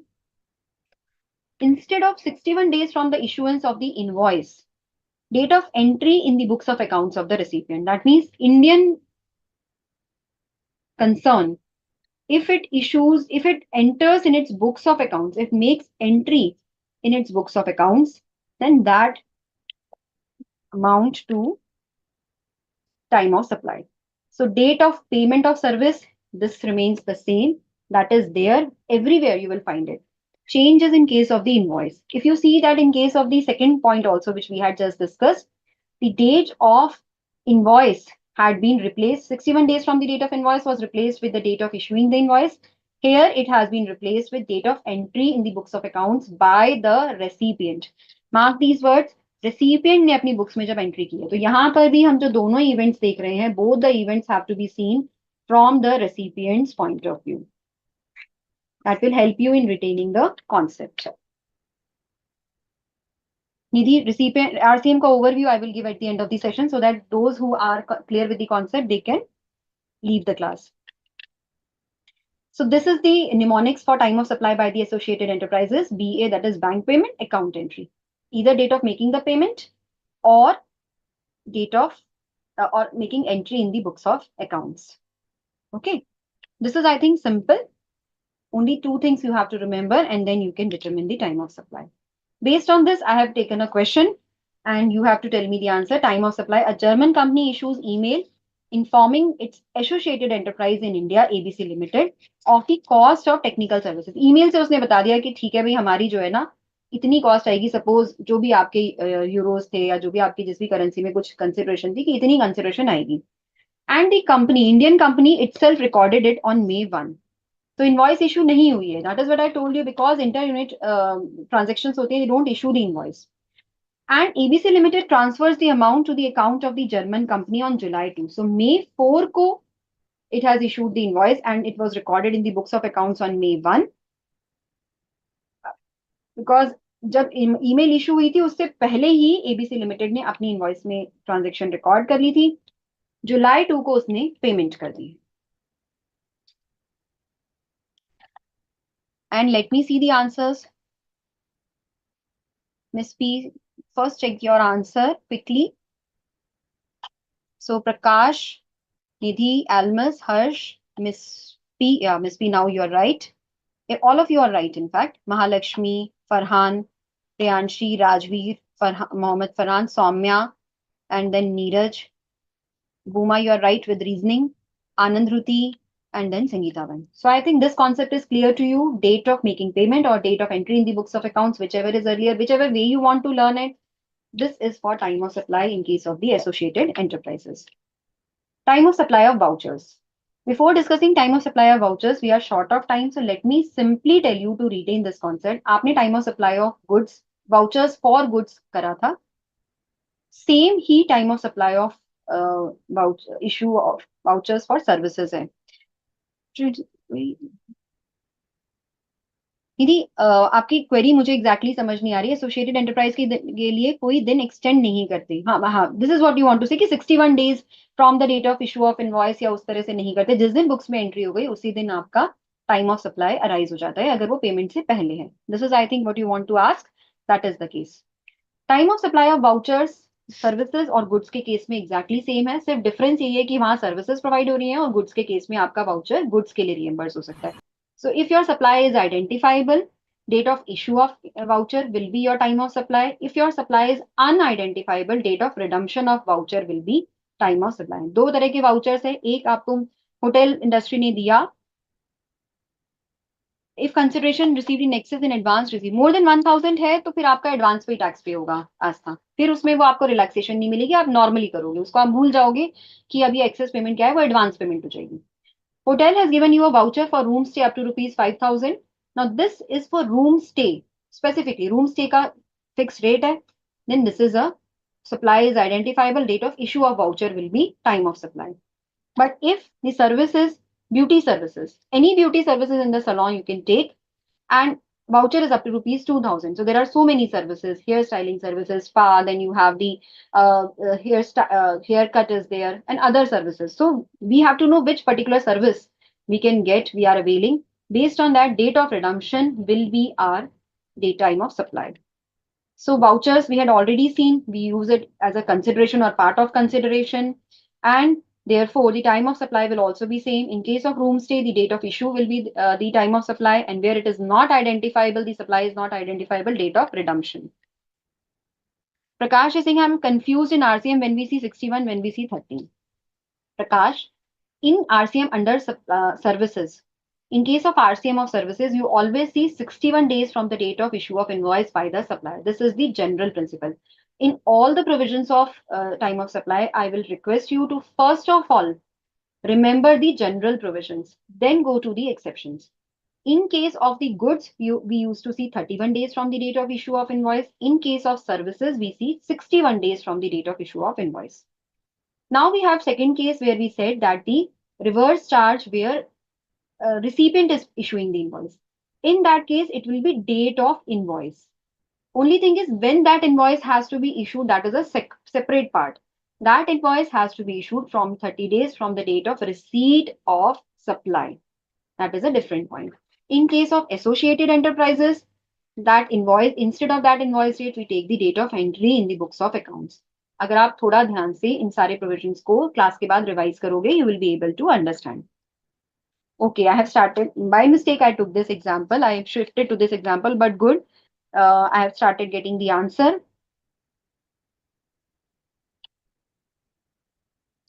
Nidhi Singh voucher वाला फिर देखो निधि, अगर voucher में आपको आज की date में पता है कि आप क्या पर्टिकुलर सर्विस उस वाउचर के अगेंस्ट अवेल कर सकते हो, supply is identifiable, then date of issue of voucher is the time of supply. But अगर आपका डेट ऑफ सप्लाई, अगर सप्लाई आइडेंटिफाइबल नहीं है, आप सलों में जाके कोई भी सर्विसेज ले सकते हो, आपको नहीं पता सब पे अलग अलग रेट अप्लाई हो रहे हैं, तो आप आज की डेट में टैक्स पे नहीं करोगे, आप टैक्स पे करोगे at the time of redemption of that particular voucher. This is the concept. And for this particular question, I have got correct answer. Bhuma, you have to see your answer again. And then Harsh, Almas, Miss P, and then Sangeeta, you also have to see your answer. Others' answers are correct. Prakash, then Priyanshi, all your answers are correct. यहाँ पर जो services हैं वो है vouchers issue है for stay in the hotel. For stay in the hotel, we know that this is for this particular service, this voucher has been issued. That is why, yes, Priyanshi, Soumya, you're right, that this will be date of issue of voucher. Had it been for any services provided in the hotel, hotel में बहुत सारी और भी services provide हो सकती हैं, आपको hotel में ही आपको डाइनिंग सर्विसेज प्रोवाइड हो रही है, कॉन्फ्रेंस हॉल की सर्विसेज, और या फिर आपका स्टे इन होटल रूम है, then in that case this will be date of redemption. Quickly, I have taken this example because I want to cover the last one. So this is the mnemonics. I will be sharing the notes. You can see that supply of vouchers may SIDI, that is CD, supply identifiable, date of issue of vouchers. This is another way of remembering it. Supply unidentifiable, redemption date of voucher.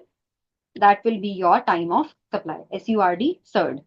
Yes, it is same as goods, Anubhav. Easy to remember because this is same for all. Goods and services in residual cases, अगर आपको time of supply निकालना है, quickly we'll take it. Time of supply is date on which return is required to be filed. जिस दिन आपकी periodical return file होती है, उसी दिन आपका time of supply होगा. Now for this, I will take an example. Suppose you are a registered supplier, but some supplies you have escaped. Some of your supplies have escaped transaction in the previous year. Maybe आज की date में suppose June 2018 में some transaction had happened. You are a ready-made garment supplier, and some of your transactions you have not recorded anywhere. आपने supply transaction की कहीं record नहीं की, आपके search and seizure initiate होता है, और उसमें आपकी कुछ ऐसी कच्ची पर्चियां मिल जाती हैं, कुछ ऐसी proofs मिल जाते हैं, जिससे समझ में आता है कि some transaction had taken place of this particular value in this particular month. तो अब उसका time of supply कैसे determine होगा? कोई और हमारे पास parameter नहीं है.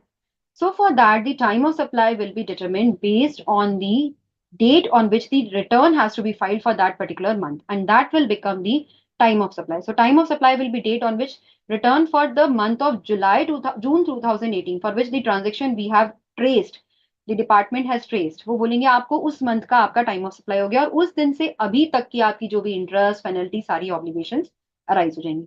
This is how we determine the time of supply in case of residual case. Second option for residual cases, date on which GST is paid. अब आप unregistered supplier हो, suppose आपकी कोई periodical return भी नहीं होती, तो जिस दिन आप GST पे कर दोगे वही आपका time of supply होगा, easiest. उसके बाद अब और कुछ नहीं बचता, आप जिस दिन टैक्स पे करोगे वही आपका time of supply हम मान लेंगे, जिस दिन आपसे टैक्स पे कराएंगे.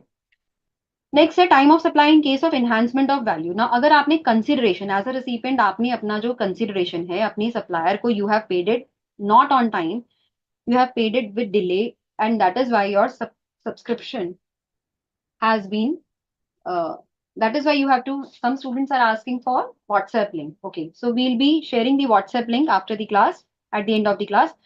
टाइम ऑफ सप्लाई जो है वो, उस केस में आपकी जो इंटरेस्ट पेनल्टी ऑब्लिगेशन अराइज हुई, आपने लेट कंसिडरेशन पे की सप्लायर को, सप्लायर ने आपके ऊपर इंटरेस्ट लगा दिया, कोई पेनल्टी लगा दी, तो उस केस में वो जो एडिशनल अमाउंट ऑफ इंटरेस्ट आपने पे किया या एडिशनल अमाउंट ऑफ आपने पेनल्टी पे की, आपकी 100 रुपीज की कंसिडरेशन थी, सप्लायर को आपने 100 रुपीज 1 मंथ में पे करने थे, आपने पे किया 3 मंथ्स में, तो आपको इंटरेस्ट पे करना पड़ा और वो आपका 10 रुपीज का इंटरेस्ट है। तो 10 रुपीज का टाइम ऑफ सप्लाई क्या होगा, क्योंकि आपने जनवरी मंथ में उस पर टैक्स पे कर दिया था।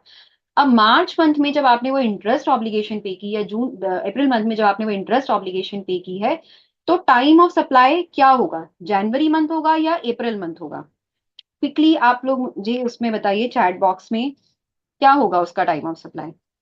The interest I am paying in the month of April and original transaction was in the month of January. What would be the time of supply?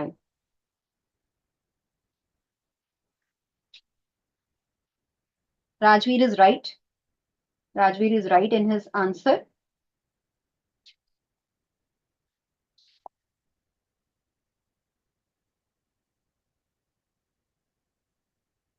Priyanshi, Nidhi, you are right. Okay. So let's come to the provision itself. Three of you are right. In fact, May for interest, June for, whenever we are receiving interest in this case in April. So I'm not talking about the due date for payment. I'm talking the time of supply. So Harsh, I think you also want to say the when the interest is payable, I suppose. Yes, Prakash, you are right. So date on which supplier receives this addition in value, that is in the month of April. January की original transaction थी, लेकिन अगर आपने interest अप्रैल में receive किया है, तो this will be tax in the month of April. This is why this has been done, क्योंकि आपने अगर इंटरेस्ट या कोई पेनल्टी आपके ऊपर लगी है डिलेड पेमेंट के लिए, उसमें हम जीएसटी की कोई पेनल्टी आप पे नहीं लगाना चाहते, जीएसटी में कोई इंटरेस्ट नहीं लगाना चाहते. जिस टाइम पे आप पे करोगे उसी टाइम पर हम आपको टाइम ऑफ सप्लाई मान के उस पे जीएसटी आपसे कलेक्ट कर लेंगे. और उसमें हम दोबारा से जनवरी मंथ में नहीं जाएंगे. ओरिजिनल सप्लाई जनवरी में टैक्स होगी, लेकिन इंटरेस्ट ऑब्लिगेशन जो है, जो आपने इंटरेस्ट या पेनल्टी पे की है, वो आपका जिस महीने में आपका रिसीव हुआ है, वही आपका date of receipt of this additional amount will be your time of supply. Simply that's all. Last question for the last example for the day, and after this we'll come to an end of this session. I wanted to take GST quiz, but we don't worry. Next session में जो भी आपकी class होगी उसके बाद we'll take jointly the time of supply as well as value. Yes, Prakash, you were right. So Radha Traders sold goods to Sham Sales on 6th June with the condition that interest at the rate of 2% per month will be charged if Sham Sales fail to make payment within 15 days of delivery of the goods. Goods were delivered along with invoice on 6th of June, and Sham Sales paid the consideration on 6th of July along with the applicable interest. Now, what will be the time of supply?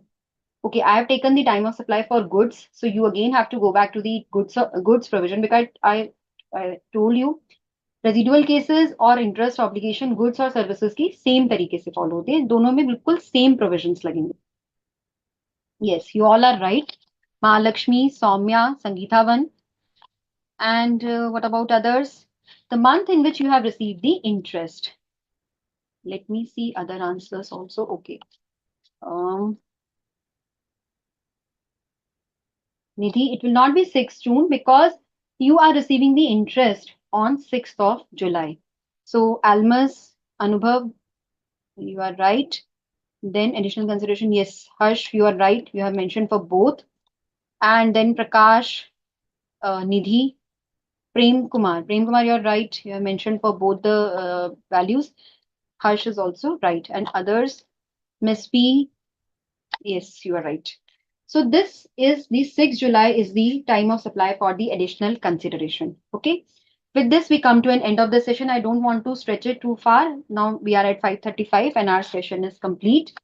Hope this answers your queries. In fact, quickly, I want to take you to the chapter to tell you that everything in this chapter has been completely taken. Let us see the chapter. This is the chapter of time of supply, and we will quickly see that we have covered everything. Definition of goods, services, relevant definitions we have taken at the relevant places, voucher, then section 12, I will go to straight away go to analysis. All five types of provisions in goods we have taken under forward charge. Then all the provisions, in fact, we have discussed in detail. If you find anything, in next class will also be taken by the BOS faculty only. So anything which will be left, don't worry, it will be taken in the next class. So that is not an issue. Nidhi, you have asked something. Please repeat your query here. I will answer your query. See, so date of receipt of payment, significance to the extent of invoice, significance of to the extent of invoice or payment in case of goods, and time limit for issuance of invoice. All the examples, everything we have covered in full. You will find all the examples, illustrations also we have covered, and excess payment of 1000. So just to give you a glance that all the points, all the examples, everything has been covered. Excess enhancement in the value on account of interest or late fee. Then we have the time of supply for services. All the provisions have been covered in detail, and each and every point of the study material we have covered. In fact, we have tried to cover all the examples also. Some of them are there in the quiz. So we will ask you that next time, along with value of supply, we'll try to take the quiz of time of supply also. This we come to the let us recapitulate section. Okay. Okay you are asking answer को कैसे लिखना है ma'am date consider करने के बाद अच्छा for time of supply you are asking this I will explain in the next class ये पूरा प्रोविजन ये वाला जो है आपका जो भी क्वेरीज है I will take note of them you have once we go through examples and illustrations Sangeeta when you want to ask yes we have gone through all the examples and illustrations once so you have also gone it on your own I don't want whether you want to say this last class के quiz फिर से solve कर सकते हैं हाँ आप कर सकते हो लास्ट क्लास का quiz you can see the recorded lecture and if you want to take me again you can mention in the group or in the feedback clarification acha NHAI वाली clarification this I will take in next class because we have exceeded too much in the time and whatever is left you can mention it in the group in the WhatsApp group whatever you want that has been left but don't worry I will take around 15 to 20 minutes in the next class and that circular how to write the answers of time of supply these two things I'm telling plus yes Priyanshi your query also where is registered and unregistered supplier point you're yeah I told you Priyanshi that this is not there in this study material this is at the yes at the end of the chapter let me show you this is the point the finance act amendment that in case of the this point has been added here na by supplier and in case invoice is not issued by the supplier because he is unregistered then recipient has to issue the invoice we had already mentioned that this is not applicable for May this will be applicable for September and June and accordingly I have discussed it with you okay WhatsApp link we'll be sharing in the chat box the for the group. Next chapter will also be taken by BOS faculty, CA Swati Agrawal. She will be taking it. Some of the concepts of time of supply which we have left or something which you want to revise, we will be taking. I will be taking just 15 to 20 minutes. If anything is left, I will once again go through the chapter and will take that. Yes, Anubhav, I got your point. Just today we'll be because all of you yourself had requested to please wind up the class on the time and I want to stick to that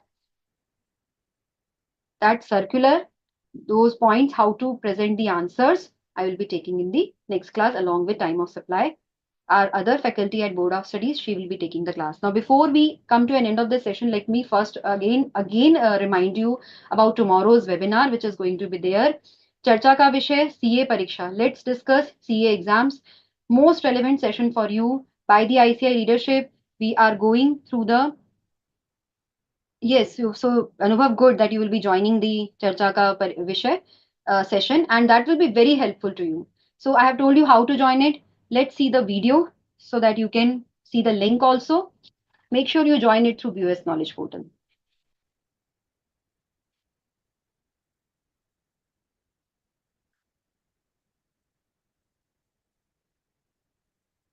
So that session will be very, very helpful to all of you. Whichever exams you are appearing, that exam fear which all of you have, that anxiety which we have before the exam. Sometimes we panic during the exam itself, that we feel like leaving the question paper and exam there itself. So let's go through the video.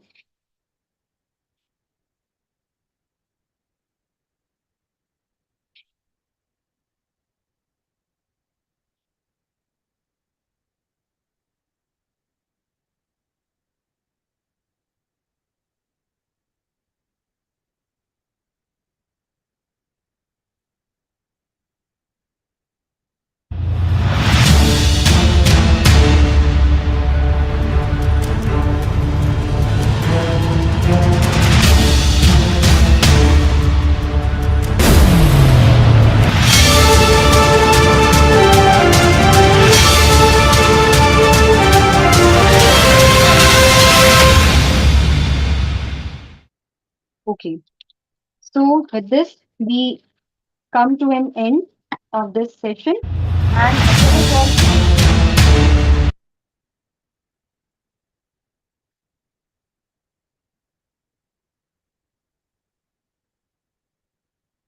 we come to an end for this particular session. We come to an end of this session. So a few remaining points we'll be discussing in next class. And thank you for the patient listening. Thank you. We come to an end of this session. We'll be because time we have already exceeded the time too much. Anubhav found the volume of the this video a bit high, but then it's for you only, Anubhav.